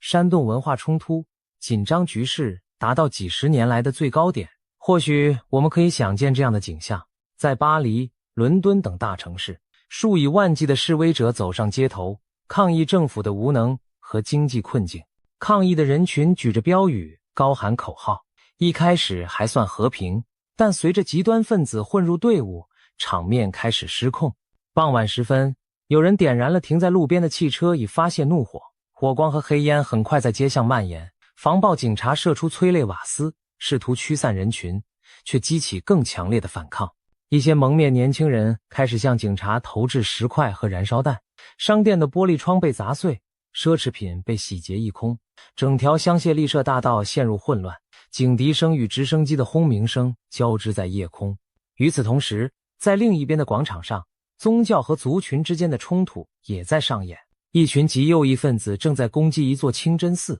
高喊排外的口号，而当地穆斯林社群则组成人墙，试图保护他们的礼拜场所。双方僵持不下，很快演变成肢体冲突，甚至流血事件。警方人手严重不足，只能眼睁睁看着多起冲突同时在城市各处爆发。这种种景象彷佛把社会撕裂成对立的阵营，让整个欧洲陷入几十年未见的紧张状态。至于美国，尽管帕克未详述，但从种种迹象看来，美国国内的政治极化与种族矛盾也可能在未来几年引发罕见的动荡。一场经济衰退和社会撕裂的夹击，足以让任何国家陷入混乱。由此展望，当战争、经济、社会三重危机交织，我们不禁要问，是否真有一只无形之手在将人类推向毁灭的边缘？好在黑暗中仍有亮光闪烁。帕克并非孤独地发出警告，他还特地请教了远在南亚的神秘智者们，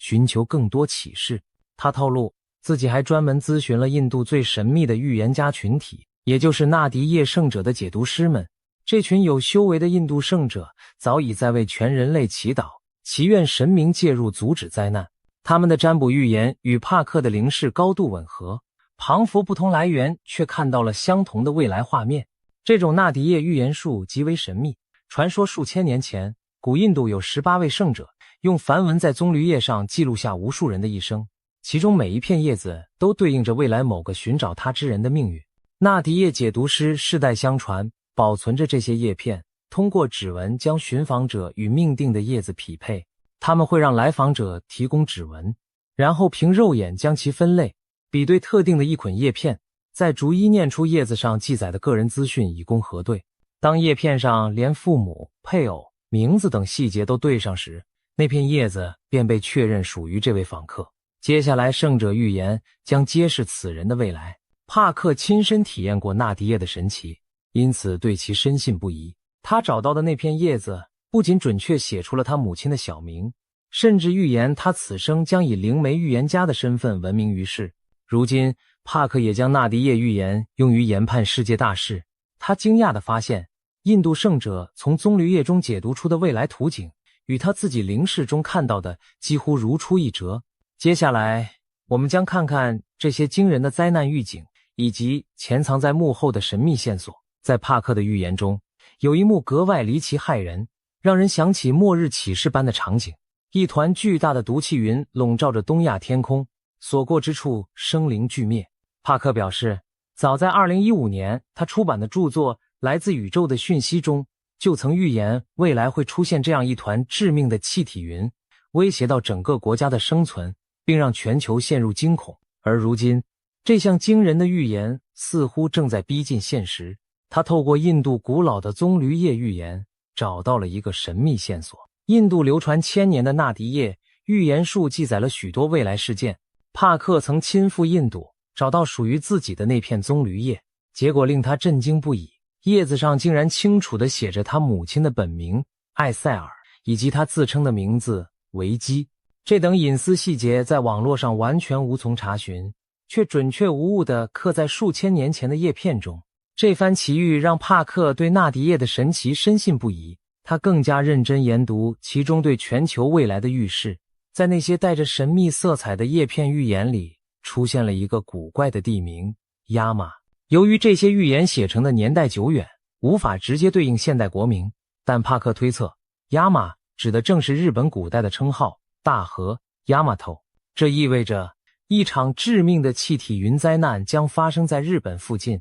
帕克进一步解读认为，这团巨大的毒气云来源于日本周边海域的一座海底火山剧烈喷发，那座火山将释放出大量含有剧毒的气体，这些气体在海平面上空聚集扩散，形成一大片死亡云团。更可怕的是，在大气环流作用下，这团毒气云将从东北方向逐渐飘向日本列岛上空，影响范围可能波及整个日本，甚至远至俄罗斯的远东地区。一旦这团毒云成型，后果不堪设想。想象一座沿海城市在毫无预警的夜晚被无形毒物悄然吞没，人们在睡梦中因呼吸致命气体而中毒昏迷，街头出现大批伤亡，却看不见任何明显灾害来源，那将是多么恐怖的场景。或许届时会有这样令人心碎的一幕：日本青森县一座渔村的清晨，邻居发现一户人家的灯还亮着，但屋内却寂静无声。村民推门而入，惊见整个家庭5口人仍保持着睡觉的姿态，却早已没有了呼吸。他们脸上毫无痛苦的表情，只是彷佛就此安详的长眠。没有人知道，致命的毒气早已在夜半渗入这座村庄，夺走了一家人的生命。类似的悲剧在沿海各地不断上演。港口码头边，有渔民倒伏在甲板上，再也没能醒来。公路上，一辆小车失控冲出路面，司机已经毒发身亡，车辆才无人驾驶地冲出护栏。一时间，整座日本北部地区求救电话响成一片，医院收治的患者全部神志不清，呼吸衰竭，让医护人员手足无措。这些画面透过网络传播到全世界，让所有人心惊胆战。如果这样的灾难降临，日本乃至世界都将陷入巨大的恐慌。日本作为高度工业化国家，人口密集，核电设施众多，一旦毒气云引发恐慌，可能造成的间接损害更难估量。更令人毛骨悚然的是，帕克怀疑这场看似天灾的毒云劫难背后可能藏着人祸的黑手。他提出一种惊人的猜测，认为这或许是某种间接战争阴谋的一部分。也就是说，不排除有势力故意引爆海底火山，制造出这场伪装成天灾的大规模杀伤事故，以打击其敌对国家却不留军事攻击的痕迹。届时，日本政府恐怕将立即宣布国家紧急状态，下令民众紧闭门窗，佩戴防毒面具，甚至组织大规模撤离沿海地区。一些核电站、化工厂等敏感设施也可能被紧急关停，以免毒气侵入引发次生事故。亚洲邻国方面，韩国、台湾等地也将严阵以待，防备毒云飘入境内。可以预见，国际社会会对此高度关注，各国媒体轮番报道，全球市场剧烈震荡，人们谈毒云色变。如果真是如此，那么笼罩日本的毒气云便不仅是大自然的异变，更是人类史上最阴险的隐形武器之一。究竟是谁会如此丧心病狂？是兵败的疯狂政权孤注一掷，还是恐怖组织掌握高科技予取予求？目前我们不得而知，但帕克给出的警讯已经十分清晰。2026年的日本以及整个东亚都必须对这种前所未闻的巨大毒云灾难提高警惕。除了东亚的毒气云外，帕克的预言清单上还有另一项令人胆寒的天灾，一场超大规模的海啸。他指出，在2026年年底前后，约10月或11月，印度南部沿海恐将突遭惊涛骇浪的袭击，这意味着一场类似2004年印度洋大海啸的特大灾难可能重演。帕克强调，这一讯息来自印度教中掌管毁灭与重生的神奇湿婆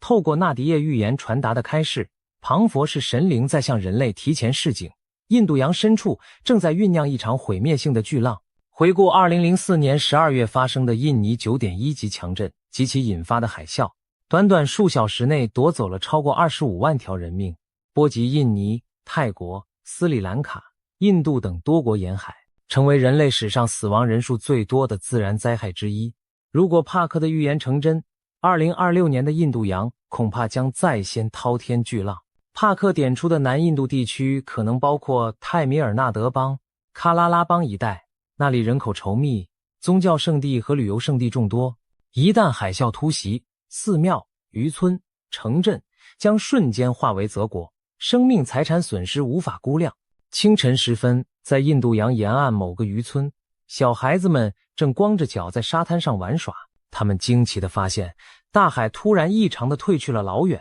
海岸线露出许多五颜六色的珊瑚礁和鱼群。一些大人见状还兴奋地跑下去捡拾罕见的鱼虾。然而经验丰富的老渔民意识到了危险的信号，他大喊着让大家远离海滩，自己则奋力拉着孙子的手往高处跑。就在这时，远处海天交界处隐约出现了一道白线，并以极快的速度向岸边推进。巨浪正铺天盖地袭来，短短几分钟内，那道白线变成了一堵高达20-30米的水墙，夹带着雷鸣般的巨响撞上海岸。刚刚还在沙滩上的人们连尖叫声都来不及发出，便被巨浪吞噬卷走。整个村落顷刻间瓦解，房屋被洪流冲毁，树木连根拔起，渔船像玩具般被抛向内陆。待巨浪退去，原本站立着的村庄只剩下一片泥泞废墟，孤零零的残垣断壁和散落的生活用品诉说着刚刚发生的惨剧。类似的场景在南亚无数沿海地区上演，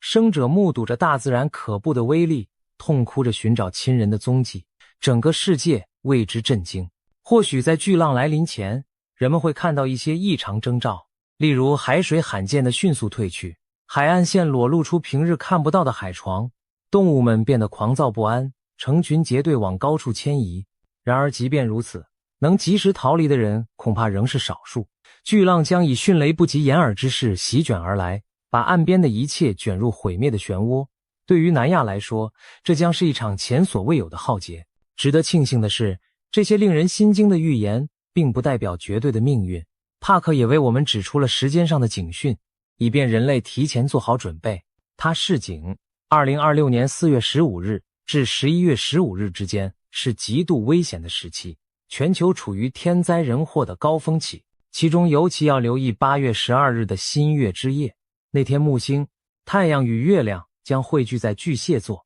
形成特殊星象。在帕克看来，这是个必须严加防范的引爆点。或许就在那前后，某场重大事件会被触发，无论是战争冲突还是自然异变，都可能在8月中旬达到高潮。我们不妨大胆猜想，也许日本海底火山的毒气云会选在盛夏喷发，或者战场上会发生某次攸关全局的行动。总之，那晚的天象似乎在警告着人类，务必要提高警惕，小心度过这段危险时日。细数帕克对2026年的一连串惊人预言，我们庞佛见到了未来世界的动荡图景。那画面中，战火在东西方此起彼伏，集权政权相继垮台，经济与科技陷入混乱，自然灾害连环爆发，整个地球庞佛被黑暗的风暴所笼罩。然而正如开头所说，帕克并非在宣扬无望的末日论，他的预言隐含着更深的用意。黑暗并非最终结局，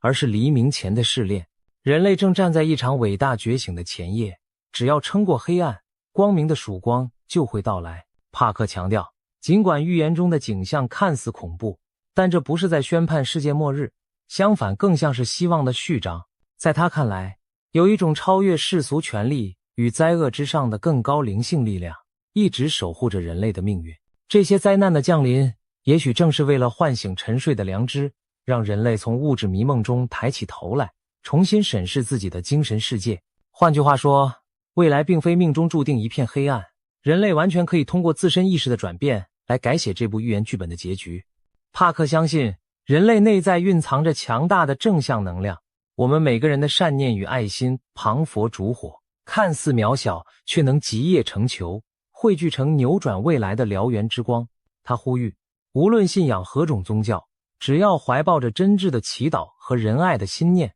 这股集体正向意识就能减轻灾难的冲击，甚至抵消劫难带来的负面影响。人类的本质其实都是光明的生命，只是暂时被无明遮蔽了双眼。在全球性的考验面前，灵性的团结将是改变一切的最强大武器。只要我们彼此扶持，用爱与慈悲连结成一道坚不可摧的心灵防线，再肆虐的风暴也终将平息。那么2026年等待我们的究竟是毁灭还是重生？预言终究只是预言，真正决定未来走向的是我们人类自己。帕克的警钟已经敲响，接下来每个人如何选择行动，将共同编织出明天的图景。如果我们因恐惧而绝望，那么预言中的黑暗结局或许会成为现实。但如果我们选择希望与团结，并积极以善念和智慧应对挑战，也许灾难的命运就会被改写。我们宁可相信后者，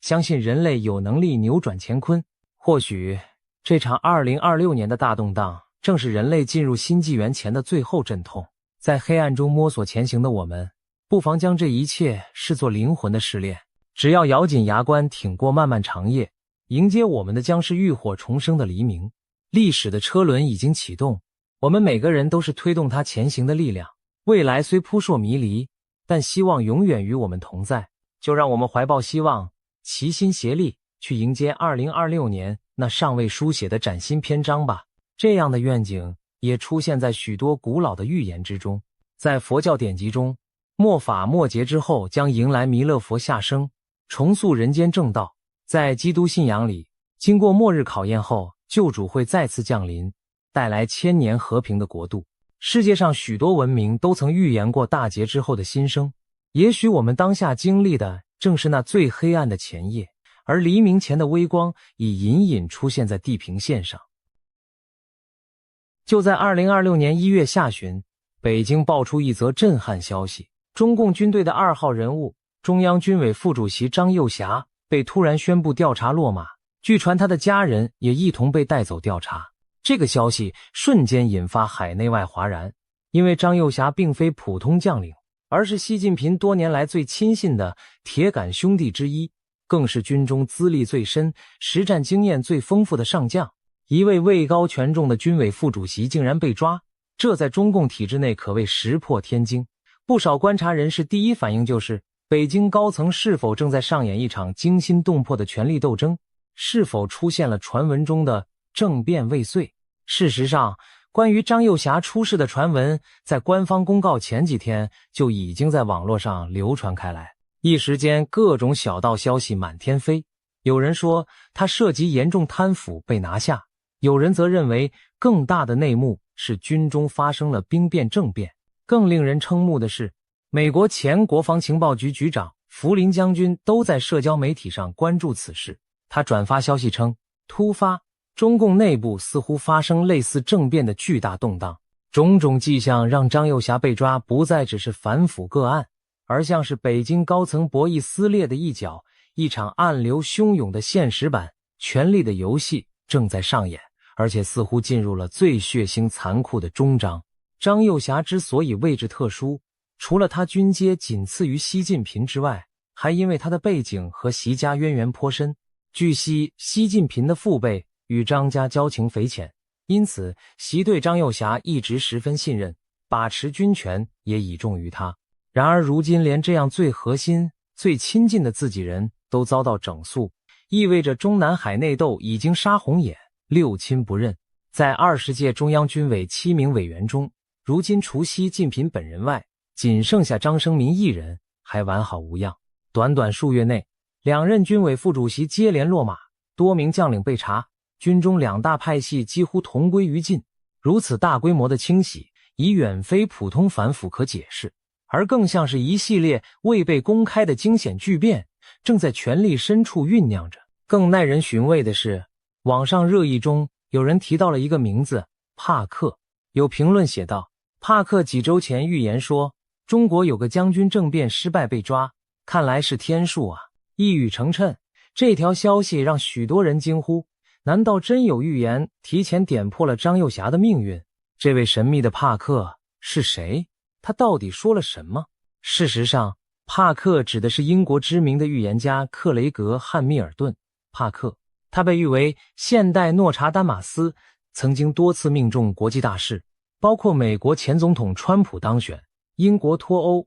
公主戴安娜之死，甚至全球新冠疫情等，都被他的预见言中。这一次，帕克将目光投向了东方，在去年年底发布了对2026年的预言，其中就明确提到，中国将发生一起由内部发动、带有军事性质的政变，军队内部会爆发激烈对抗，并将导致共产主义体制在中国的彻底终结。现在看来，张幼霞被捕事件正应验了预言的开头，一场惊险的军中兵变似乎真的发生，且以将军落败告终。帕克预言张幼霞政变被抓得神准，令很多人开始重新审视他对2026年的整体预测。因为在帕克的蓝图中，这起将军落马事件只是大戏开场，后面还有更大的剧情发展。帕克警告说，2026年将是清算之年，许多长久隐瞒的真相和谎言都会被揭露，大批贪腐与阴谋将浮出水面。尤其在中国农历新年之后，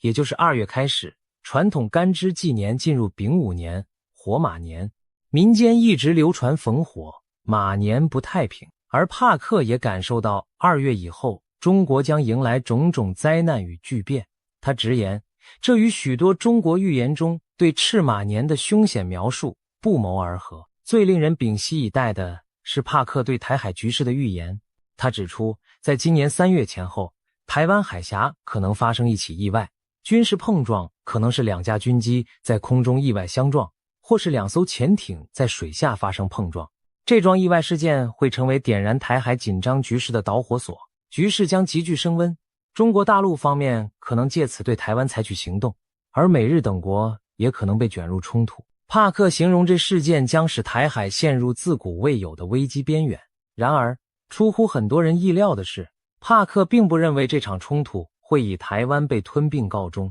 相反，他强调台湾不会被中国征服，真正走向崩溃的将会是中共政权本身。在帕克的远见中，台海冲突如同一面镜子，照出的是中国内部的脆弱。中国将因这场冲突遭受严重的经济重创和社会动荡。一方面，对外战事拖累经济，国际制裁与资本外流令中国经济雪上加霜；另一方面，战争挫败打击了中共高层的权威，军中早已潜伏的不满情绪可能再度爆发。帕克预言，习近平的权力将受到前所未有的挑战，他甚至可能被迫退出权力核心。随着局势失控，中共集权统治将走向瓦解。帕克用了一个生动的比喻，中共政权的崩溃将如同冰川式崩塌，起初出现一道道裂缝，随后突然整体坍塌，且不可逆转。更令人惊叹的是，帕克进一步预见了一幅中国未来的蓝图。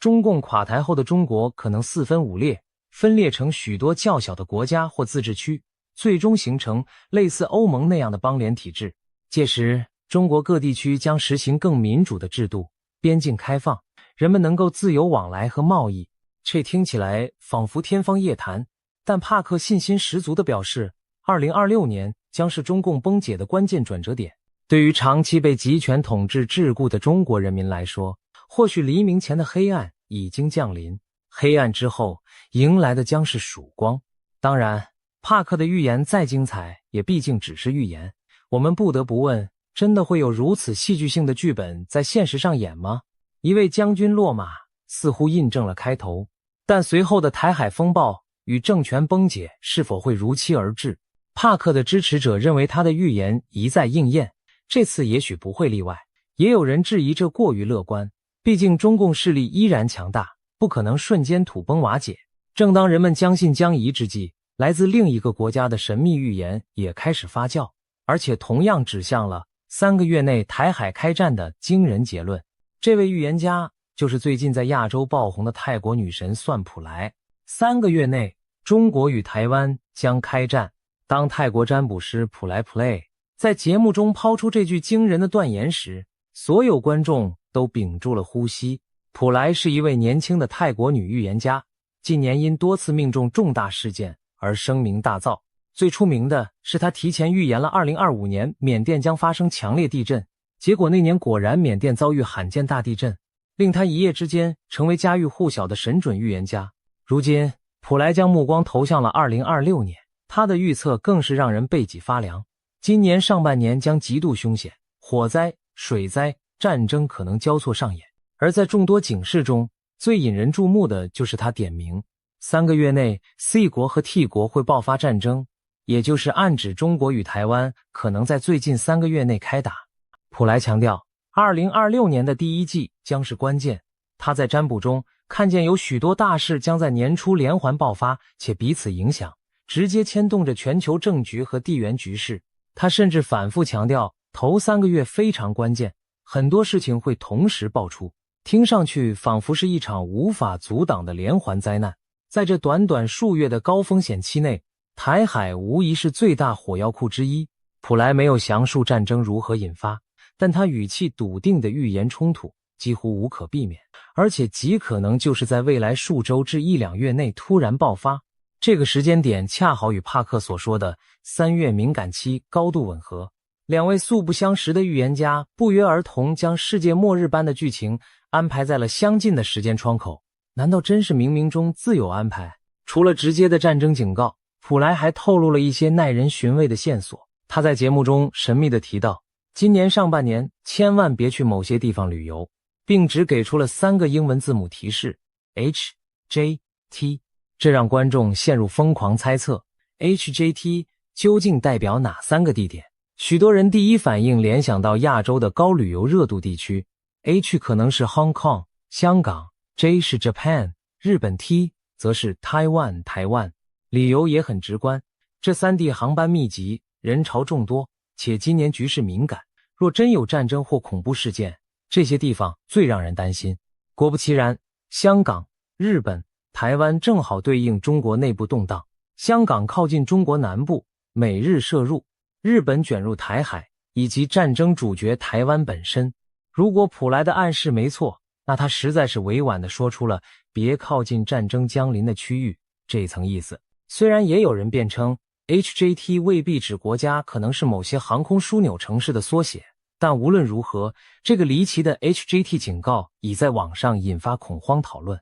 许多人决定今年暂缓赴港、日台的旅行计划，只为求个心安。更骇人的是，普莱的预言并不仅限于战争，在他眼中，战争甚至不是2026年最可怕的灾祸。他直言，今年全球还可能出现比战争更令人生畏的东西——瘟疫。普莱形容他在灵视中看到了一种前所未见的全新病毒，它结合了古老病毒的特性与人为实验的产物，传染性极强，绝非自然产生。他说这场疫病将以2026年为开端，其本质是一场隐形战争，因为它其实源自实验室泄漏，这让人不寒而栗。难道我们将面临新一波人为灾难？更糟的是，普莱预计疫情高峰不会在今年，而是2028年至2030年才真正爆发。换言之，2026年只是序幕，未来几年人类或将深陷一场比新冠更恐怖的大瘟疫。他甚至说，他从冥冥中感受到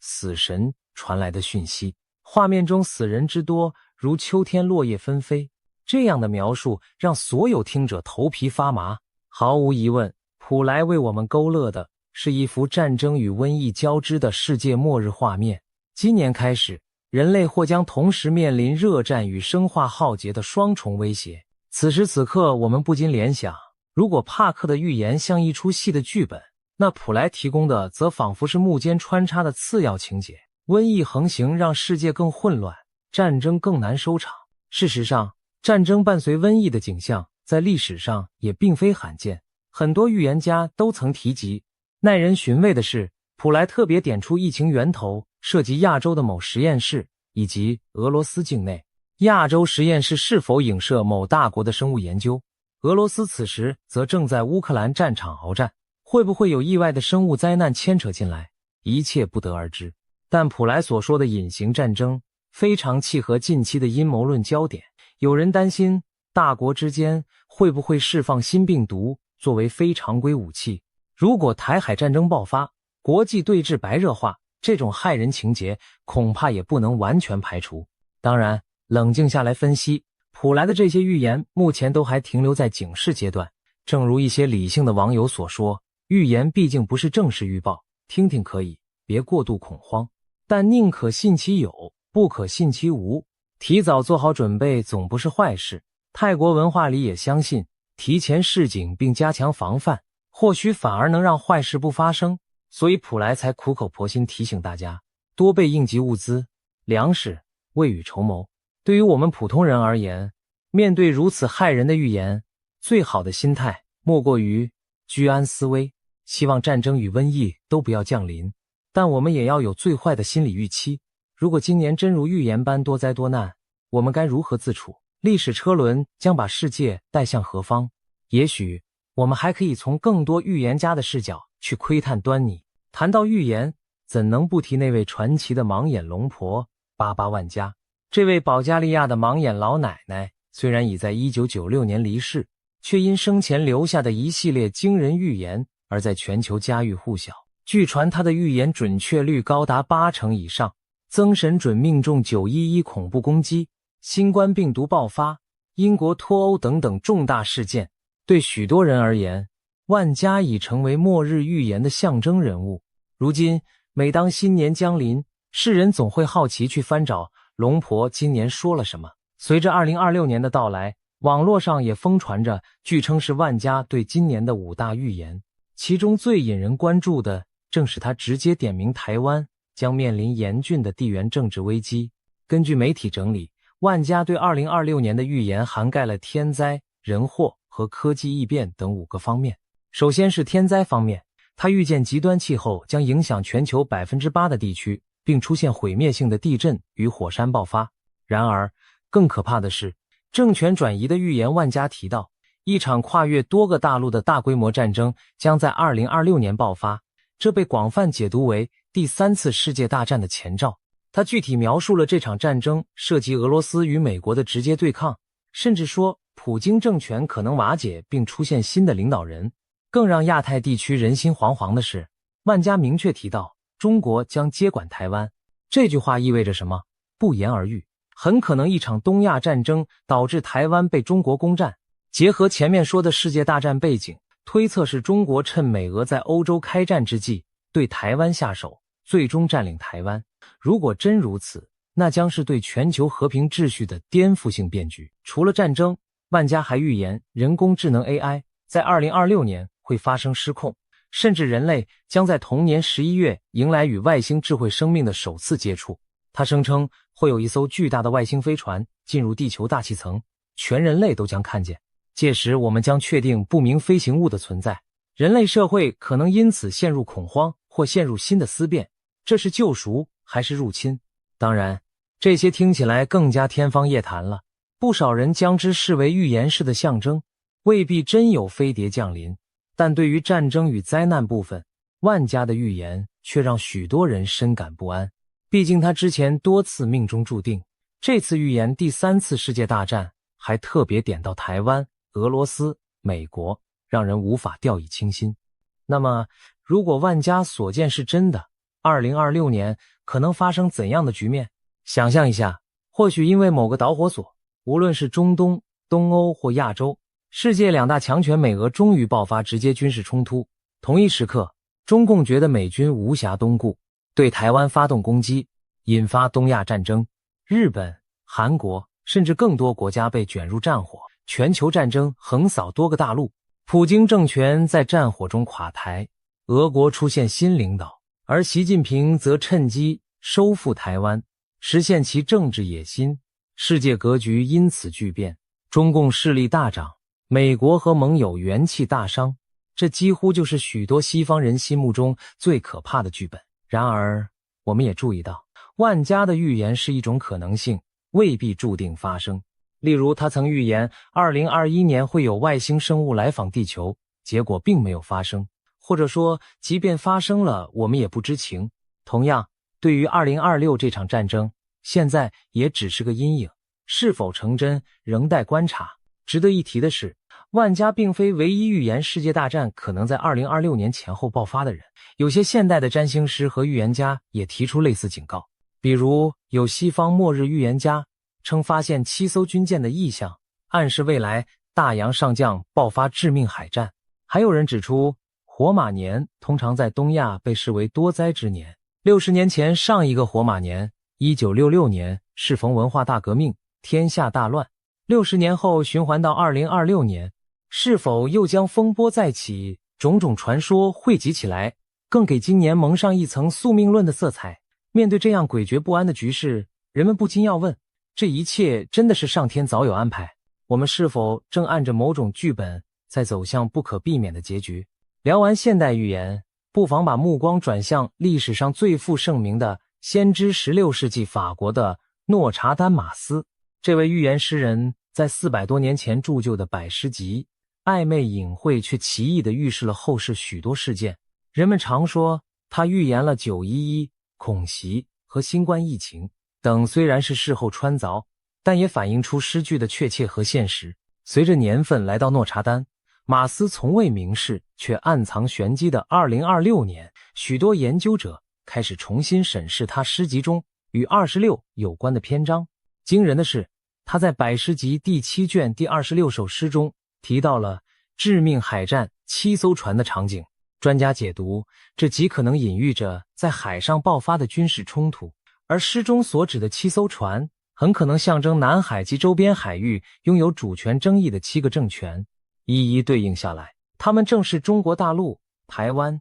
越南、马来西亚、汶莱、印尼、菲律宾7方势力。南海之争近年剑拔弩张，倘若未来擦枪走火，牵涉的确实是这7方。诺查丹马斯数百年前就写下讲帆船围绕7艘船引爆致命战争的诗句，让人不寒而栗。这和当下台海、南海危局何其相似。诺查丹马斯诗中还有几处编号为26的段落，也被翻出细细琢磨。其中有一首第1世纪第26首写道：伟大之人将在白昼被雷霆击倒。这被一些人解读为会有重要的政治领袖在光天化日之下突然遭遇不测，不是被暗杀，便是政权骤然垮台，好比半空一道霹雳击倒巨人。联想到当前局势，谁可能是那个白昼被雷击的伟人？是久居高位的独裁者吗？还是哪国掌权者？难道映射的正是上述预言中提到的普京或习近平？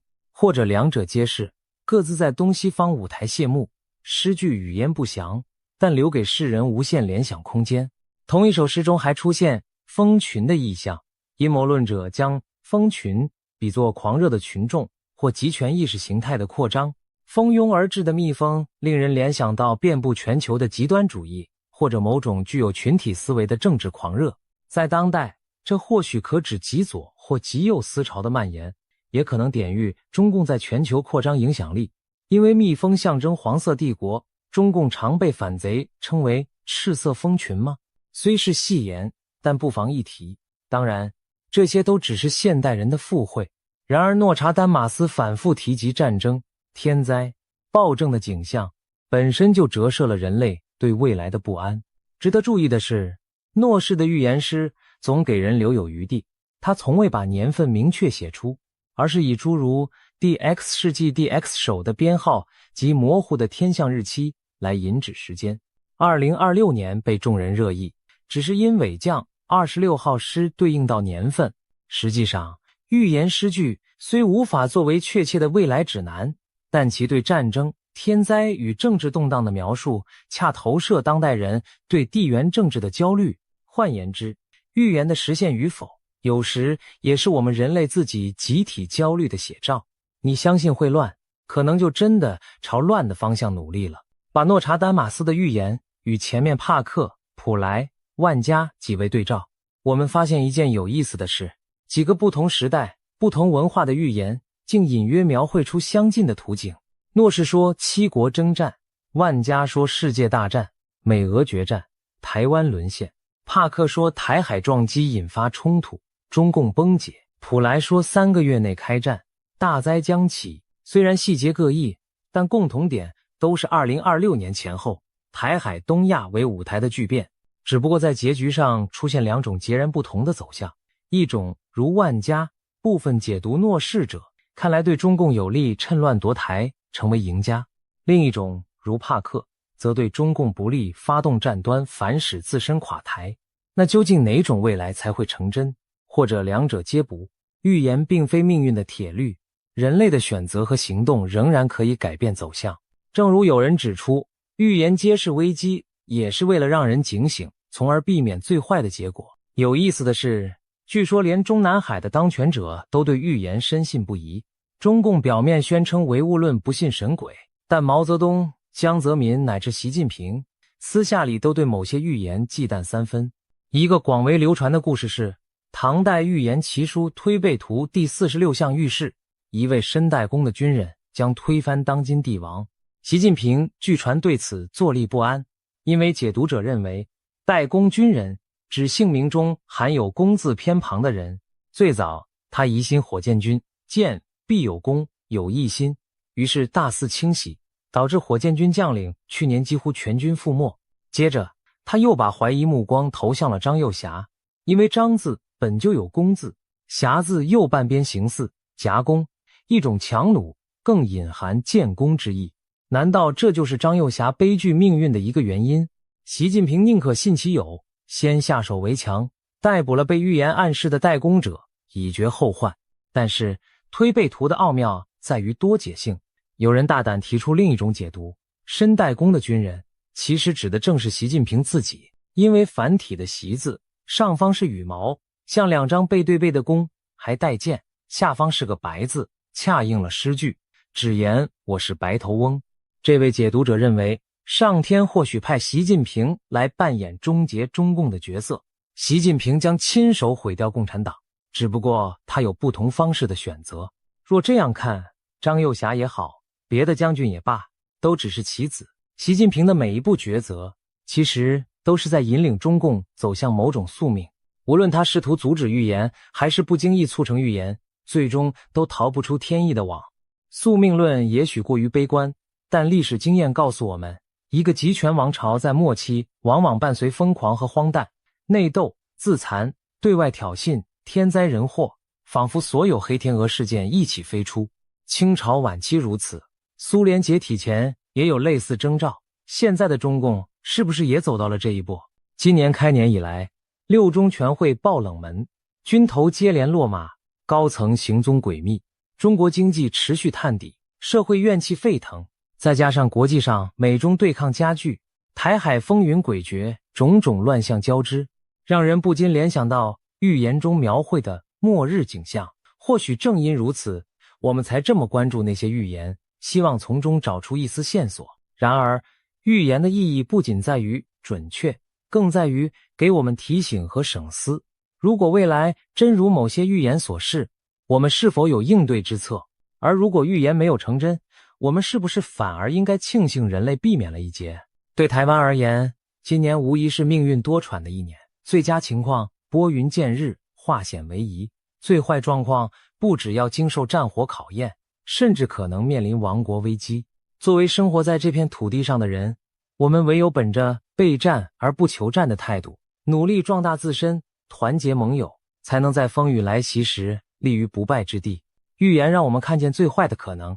但也让我们有机会提前调整方向，避免悲剧。回首古今，中外预言浩如烟海，真伪难辨。但当帕克、普莱、万家、诺查丹马斯这些互不相干的人都把危险的红线指向了当下的台海时，我们不能不心生警惕。也许真的有某种神秘的剧本正在背后编排着历史进程，也许只是人类集体潜意识的投射。然而无论如何，2026年的钟声已经敲响，一场看不见硝烟的较量或许早已打响。接下来的日子，我们每一个人都是这出历史大戏的见证者，甚至是参与者。我们能做的就是保持清醒与良知，在黑暗中守护心中的那点光亮。最后，不妨以一种超然的视角来审视，如果把历史比作一场游戏，预言者们仿佛剧透了大结局的一角，但真正书写结局的终究是人自己。也许多场风暴在所难免，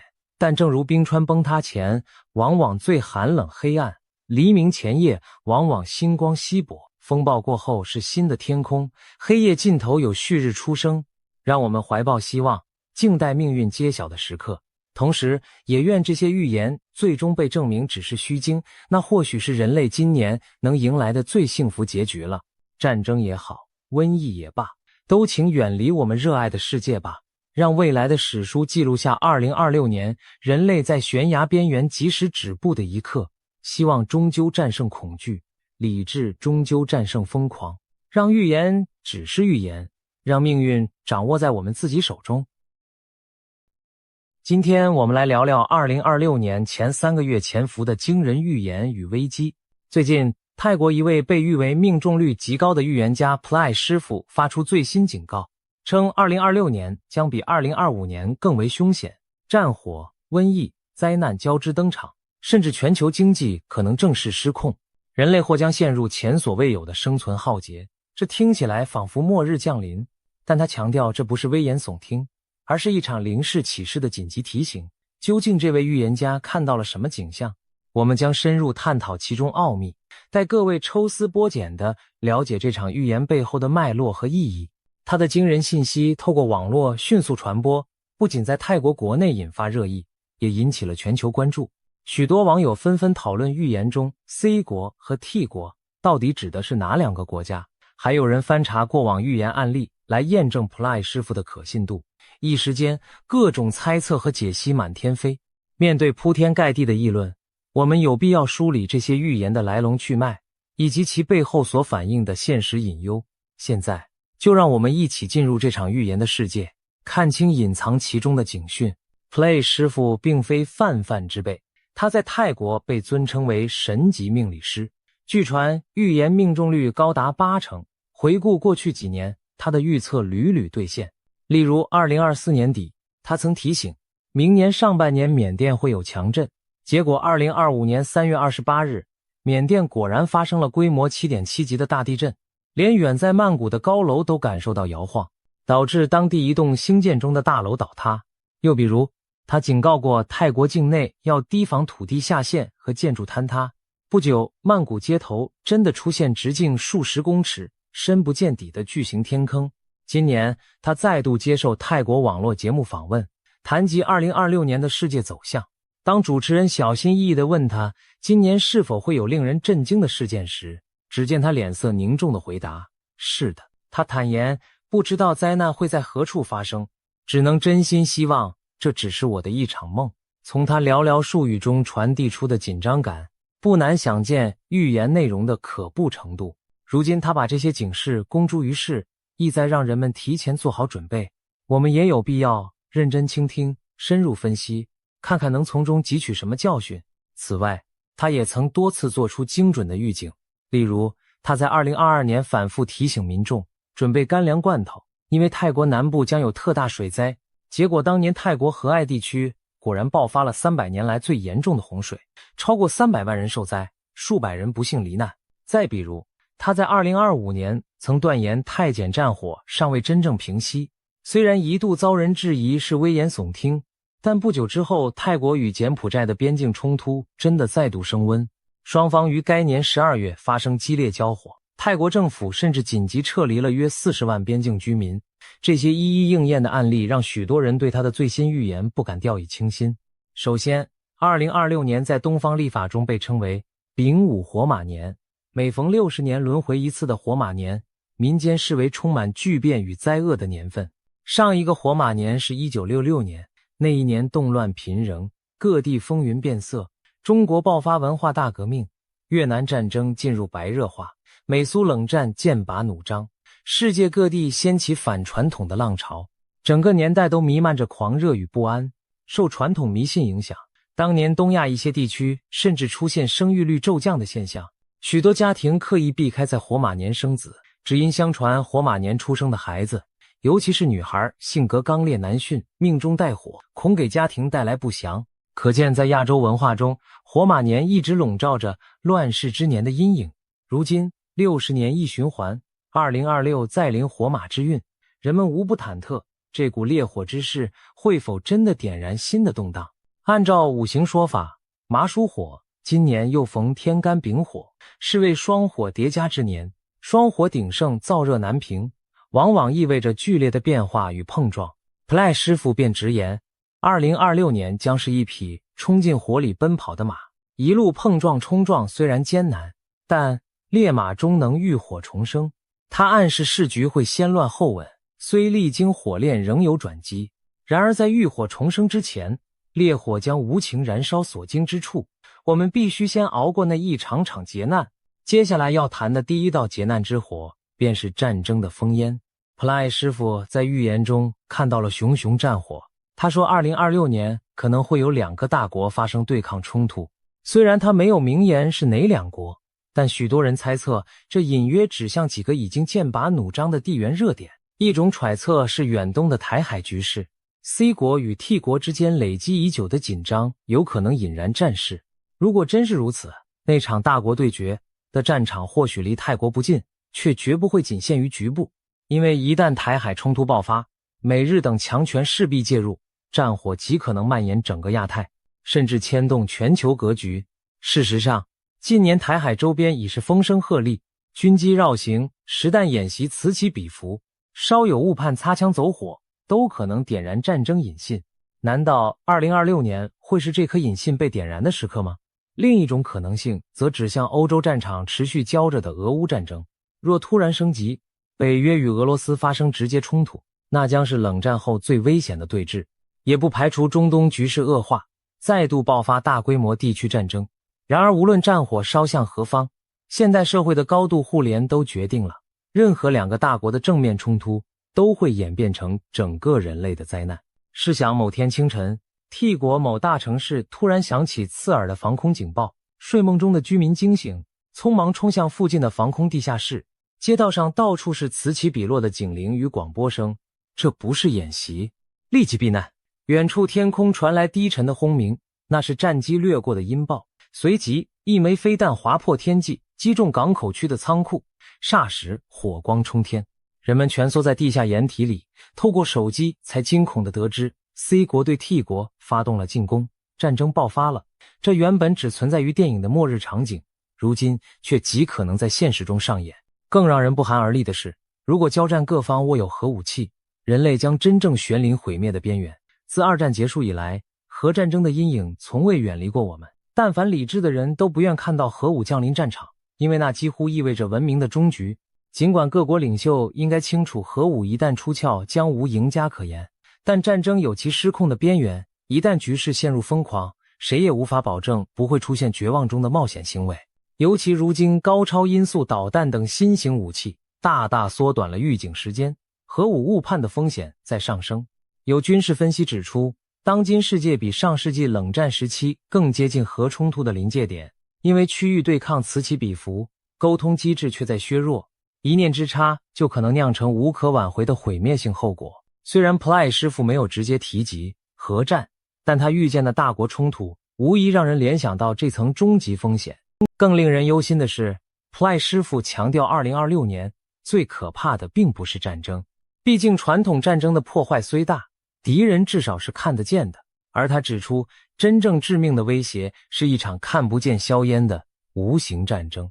所谓无形战争，指的不是网络攻击或者间谍暗战，尽管这些风险也确实存在，而是潜伏在人群中的生物武器之战。他预言2026年某些地区可能出现一种诡异的怪病，其传染源并非天然，而是人为试验产物，也就是生化武器被偷偷释放的结果。换言之，有幕后黑手可能利用病毒细菌作为武器，在暗处向无辜的人群发动攻击。其实生物武器作为穷国的原子弹，一直是军事史上的隐秘角力领域。过去超级大国都曾暗中研发过炭疽、天花等生化武器，只不过人类尚未大规模体验那种噩梦场景，所以常常掉以轻心。短期内，这类隐蔽战争或许不会造成城市被炸毁的画面，但其伤害却丝毫不亚于传统战争。一场看不见敌人的战争将带来怎样的恐惧？试想某个和平城市突然出现一连串离奇病例，几名年轻人突发重症肺炎入院，肺部感染原因不明，且药食无效。另一头有健康儿童莫名高烧呕吐，迅速脱水休克，医院里人满为患，医生们惊疑不定，因为检验报告显示这不是任何已知病毒或细菌。人们开始怀疑是否恐怖分子投放了新型病原，或者某种军事试验释放了恶魔。社区陷入恐慌，街头弥漫着看不见的危机。更糟糕的是，在无形敌人的威胁下，人们会开始彼此猜疑、疏远，恐惧和谣言的传播甚至可能比病毒更快，给社会带来二次伤害。如此诡谲的画面，正是这种无形战争的真实写照。深夜的医院急诊室里灯火通明，走廊挤满了咳嗽不止、呼吸困难的病患，医护人员穿着厚厚的防护服在病床间奔走，满脸汗水和倦容。一名中年男子瘫坐在墙角，双目失神，他的妻子刚刚因不明肺炎去世，而医生们对病因却束手无策。另一边，一位母亲绝望地抱着高烧抽搐的幼子哀求医生，然而所有药物都对这怪病无效，孩子的生命正在迅速流逝。此情此景令人心碎，更令人恐惧的是，没有人知道这种诡异的疾病此刻是否正悄无声息地向城市的其他角落扩散。随着隐形战争的揭幕，普赖师傅预言中那个最骇人的角色也登场了，一种全新的致命疾病，他称之为 X 疾病，或者干脆称作那个新东西。按照他的描述，2026年最可怕的不是枪林弹雨，而是这种前所未见的瘟疫。它是混合型疾病，融合了古老病毒和人造实验成分，传染性极强，致死率极高。当他闭上眼睛接收灵视信息时，脑海里竟同时浮现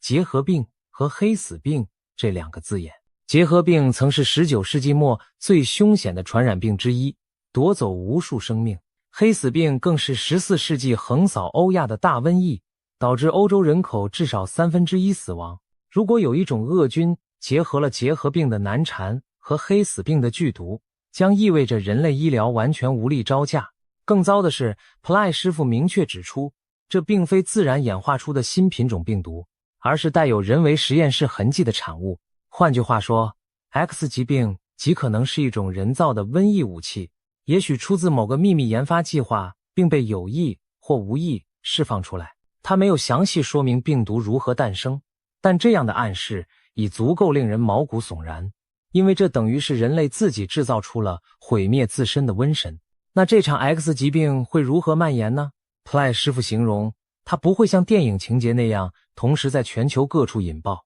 而是更狡猾、更漫长的折磨。他说，疾病的夺命过程如同花瓣陆续飘落，树叶逐片枯黄，也就是分阶段、多波次第席卷人间。也许今年第一季度，某国突然爆发疫病高峰，然后暂时平息，半年后另一周又出现类似疫情，再度掀起恐慌。每一波疫情之间或许有间歇期，让人误以为风险已过，但实际上病毒只是转战他处，伺机再袭。这种持续几年的阴霾将考验各国医疗和社会的韧性。一些地区可能重演中世纪的悲剧，病患激增，医院瘫痪，尸体多到来不及处理，街道上弥漫着消毒水与绝望的气息。由于 X 疾病潜藏着人为操控的可能，每一次疫情爆发都让人怀疑背后是否有人在放毒。普赖师傅甚至提到，这疾病的源头是从外面被带进来的，可能透过旅客流动潜入不同国家，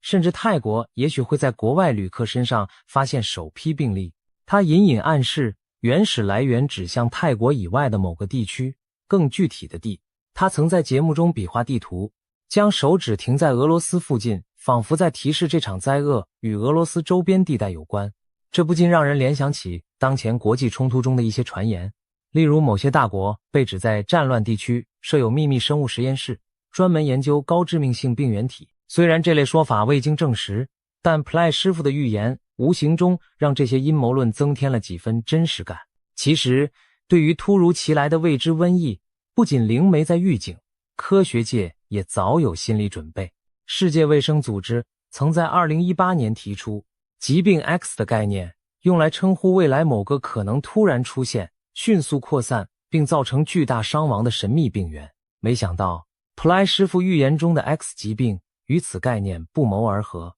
经历过2020年的新冠疫情，人类更加体会到未知病毒的威力和恐惧，而今一个潜在更可怕的 X 疾病幽灵再次盘旋，我们不得不重新审视防疫体系的脆弱。试想，新冠已令全球经济社会停摆数月，死亡数百万，如果换成一种致死率远高于新冠且具结核抗药性的病毒，我们的文明将遭受何等重击，这绝非杞人忧天。别忘了14世纪时没有飞机航班，黑死病都能夺走欧洲30%人口，现代社会交通网络四通八达，病毒扩散速度只会更快。一旦 X 疾病现身，人类甚至可能连反应时间都没有，就被迫迎战一场前所未有的生存考验。战争与瘟疫已如此可怖，大自然本身也不会缺席这场灾厄盛宴。普莱师傅预见2026年的气候与地壳活动亦将异常活跃。他警告，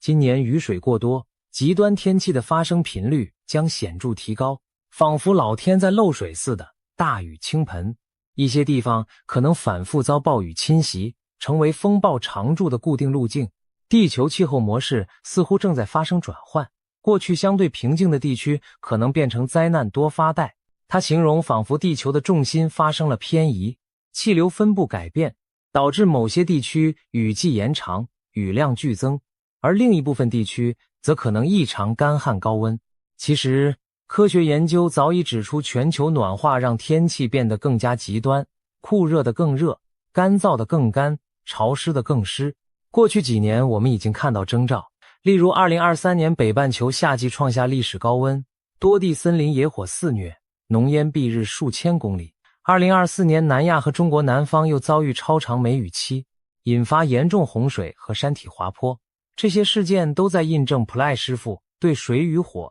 灾难同步降临的预警。除了气候、地震、火山等地壳灾害在预言中也占据一席之地，普莱师傅指出，2026年只是开始，真正严重的情况会在之后几年逐步浮现。他特别提醒2027年、2028年乃至2030年仍需高度警惕。他认为未来几年地震将更加频繁，其中一部分与某些国家在海上、海底进行的武器试验及演习有关。尤其在地质脆弱的断层带，这类人为动作恐触发连锁地震，进而带来更严重的水灾。例如，如果在断层带引爆大型炸药，可能诱发板块的能量释放，导致周边国家接连发生地震海啸。虽然此说未有科学定论，但并非没有逻辑。即便撇开人为因素不谈，地球本身也积蓄了巨大的能量，等待释放。环太平洋火环带近年来活动频繁，日本、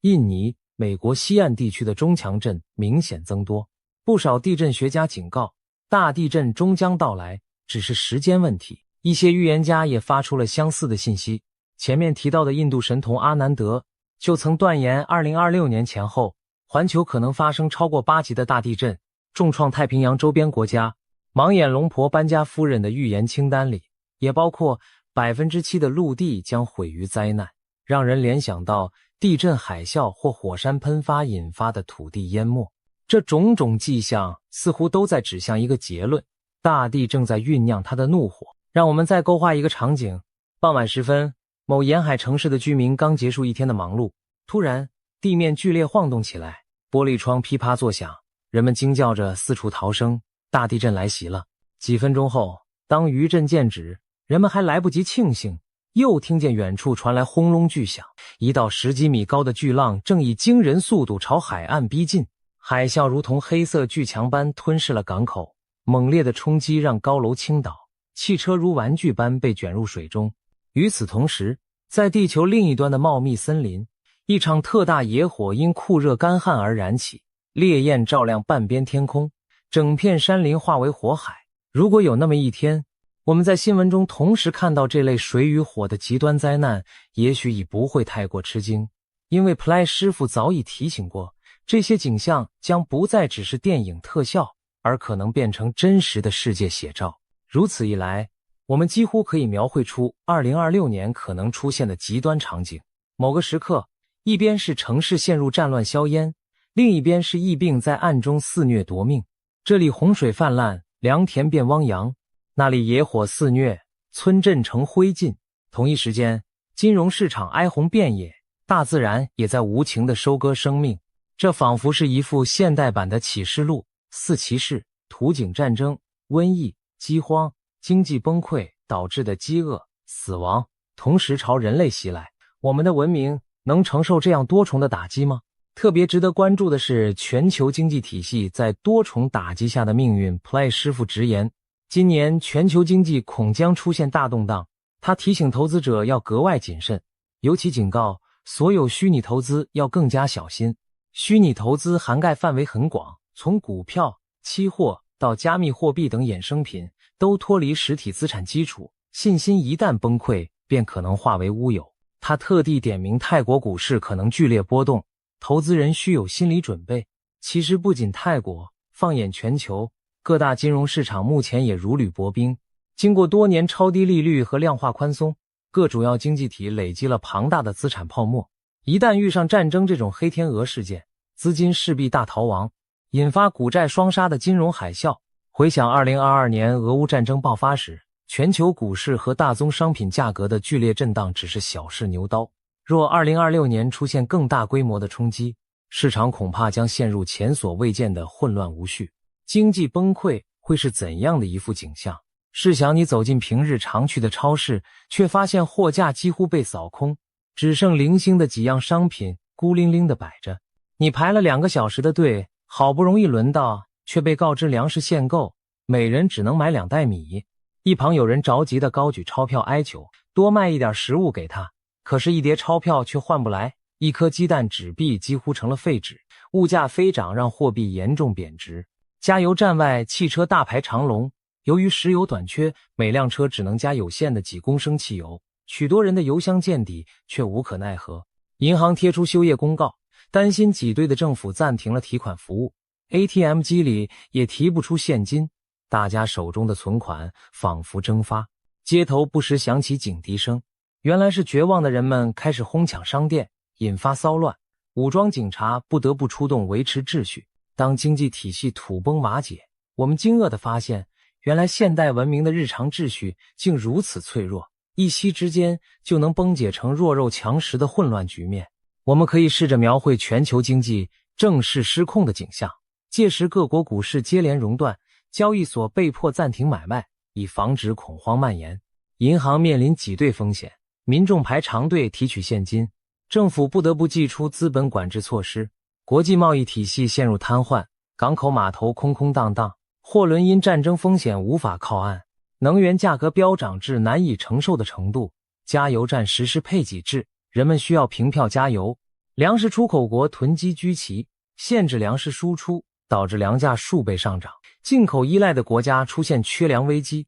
许多家庭吃饱肚子都成了难题。伴随商品短缺而来的是通货膨胀的狂潮，纸币贬值如同废纸，人们可能得揣着一大袋钞票才能换回一条面包。当经济秩序失控，对普通人意味着什么？意味着失业潮和购买力暴跌，意味着房贷车贷再也还不起，也意味着政府的救助能力大幅削弱。到那时，维持生存将取代追求发展成为社会的首要目标，我们将真正步入生存模式。当然，经济崩盘带来的不仅是物质匮乏，社会秩序也将随之瓦解。当生活必需品短缺，治安状况必然每况愈下，为了争夺食物和物资，可能会爆发骚乱与冲突。平日文明守法的市民或许也被迫为了一袋米而与他人争执，甚至演变为街头的肢体冲突。更严重时，一些不法分子趁火打劫，商店遭到洗劫，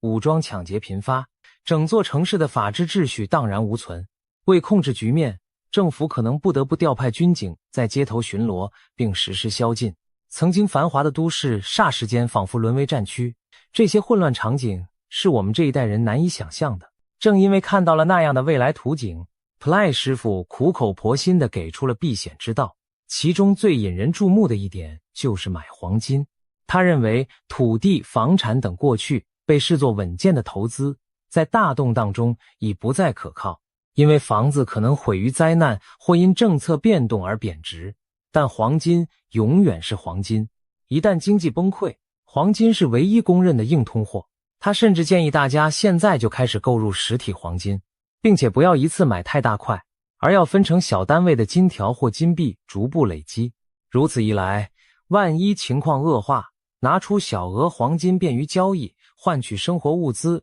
而不至于拿着1公斤金砖却找不到人能找零。事实上，不仅普莱师傅这样说，在各种民间与专业预测里，黄金都被频频提及为避险首选。有意思的是，那位以占星预测闻名的印度少年阿南德也多次提醒投资者，黄金和白银等贵金属将是动荡时代的避风港。他甚至预言未来黄金价格可能飙升至现在的几倍之高。只有当全球金融体系陷入严重危机，法币信用荡然无存时，黄金才会如此抢手。难道这暗示着我们即将面临货币信用的雪崩？尽管答案未明，但许多精明的投资者早已开始默默增持黄金，以备不时之需。除了黄金，普莱师傅还在节目中抛出了一个令观众摸不着头绪的提醒。2026年上半年，有3个以英文字母 HJT 开头的地区不宜前往。他没有明讲是哪里，只提供了这样的神秘代号，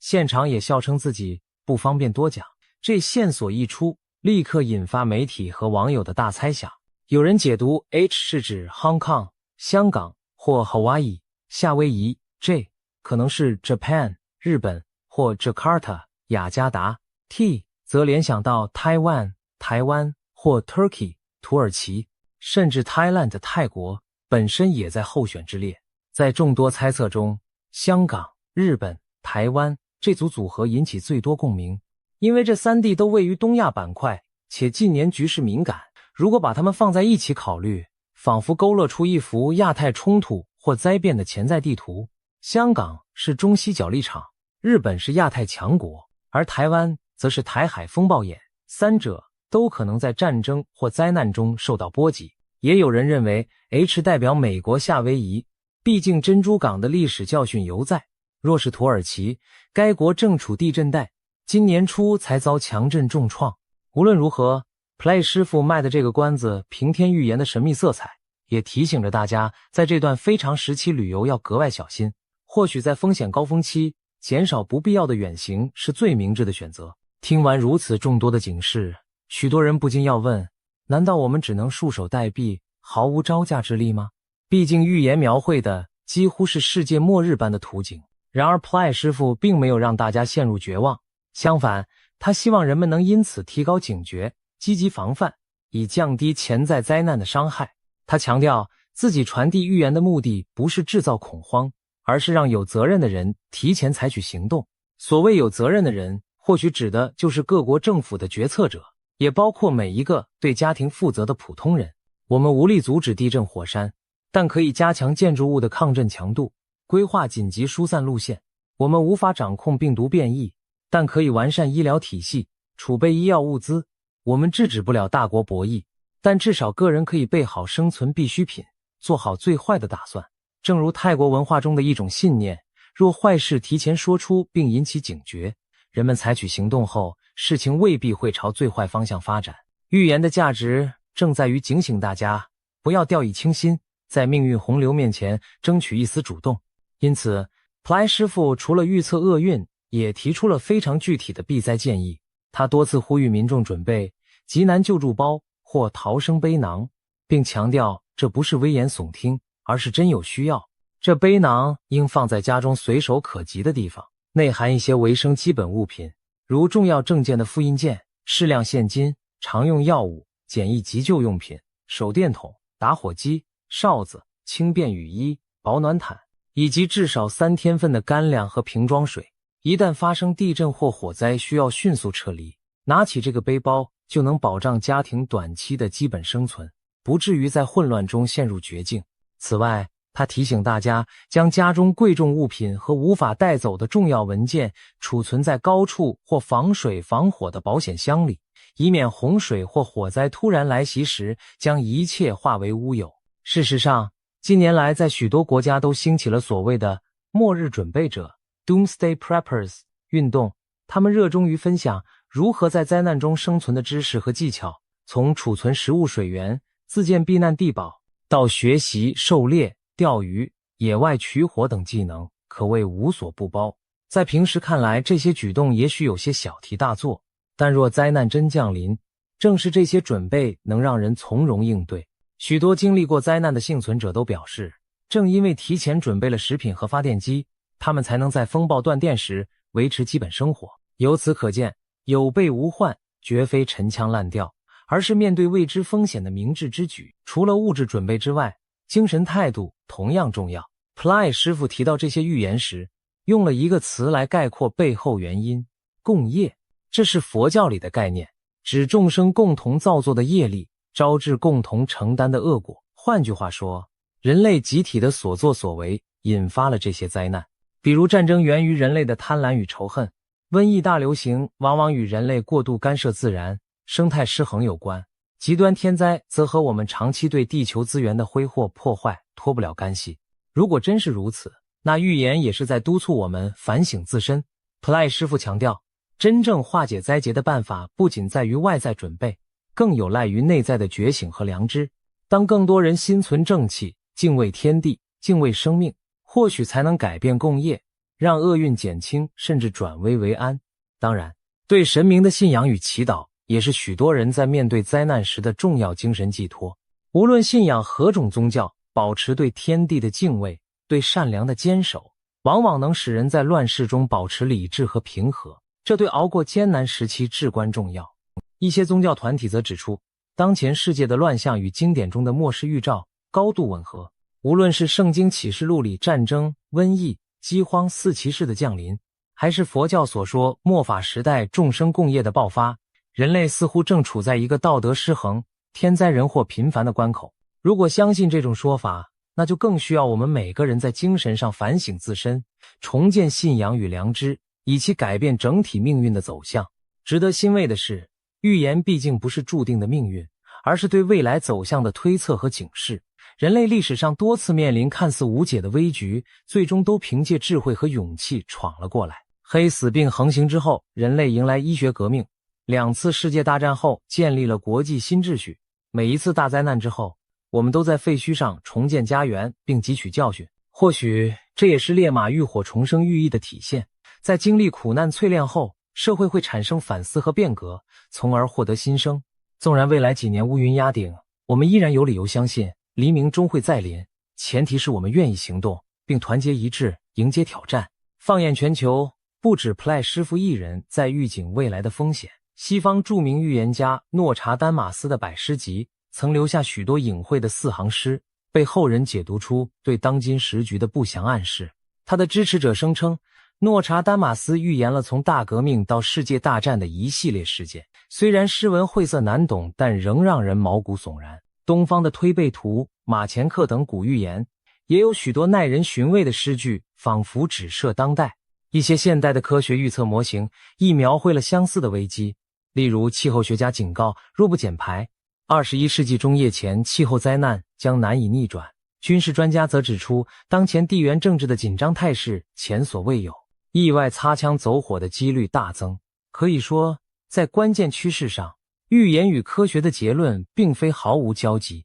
值得一提的是，在华人社会，近期也有占卜师接连4次占得空亡卦，这被解读为将有异常大事发生的兆头。不仅如此，一些预言甚至点出了科技领域的隐患，例如有人警告人工智能叛变的可能性。这听起来像科幻故事，但一些知名科学家和企业家已对失控的人工智慧发出警告。如果在社会动荡之际， AI 系统发生严重故障，例如无人武器误判目标或被不法分子操控，后果将更加不堪设想。还有人声称班加夫人预言过未来某年将有外星文明降临地球，引发巨大震动。虽然这类预言听起来奇幻，但也透露出人类对未知力量的种种想象与不安。回到眼下，2026年的序幕已经拉开，尽管谁也无法断言未来一定会如预言所述般黑暗，但这些警告绝对值得我们深思。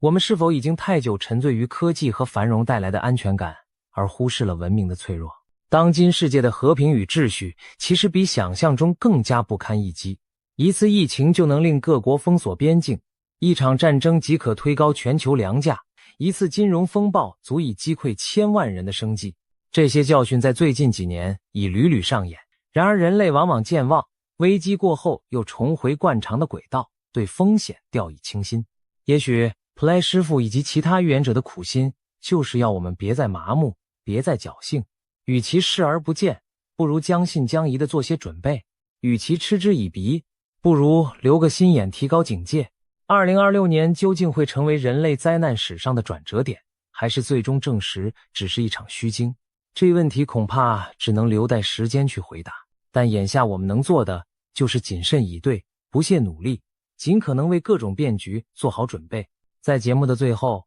不妨再次品味 Ply 师傅那句意味深长的叮咛：时间真的不多了。短短一句话，道出了他内心的紧迫感。如果2026年的命运真的如他所见般危机四伏，那么现在正是我们改变结局的关键窗口期。或许我们无法左右天灾人祸的发生，但至少可以调整自身的态度和应对方式，尽可能降低损失，保存希望。希望未来回顾这段历史时，我们能庆幸自己曾经努力过，避免了最坏的剧本成真。也许正如那匹浴火重生的烈马，只要不放弃奔跑，我们终将冲出火海，迎来新生的黎明。总而言之，风雨欲来的时刻，让我们谨记未雨绸缪之道，因为毕竟时间真的不多了。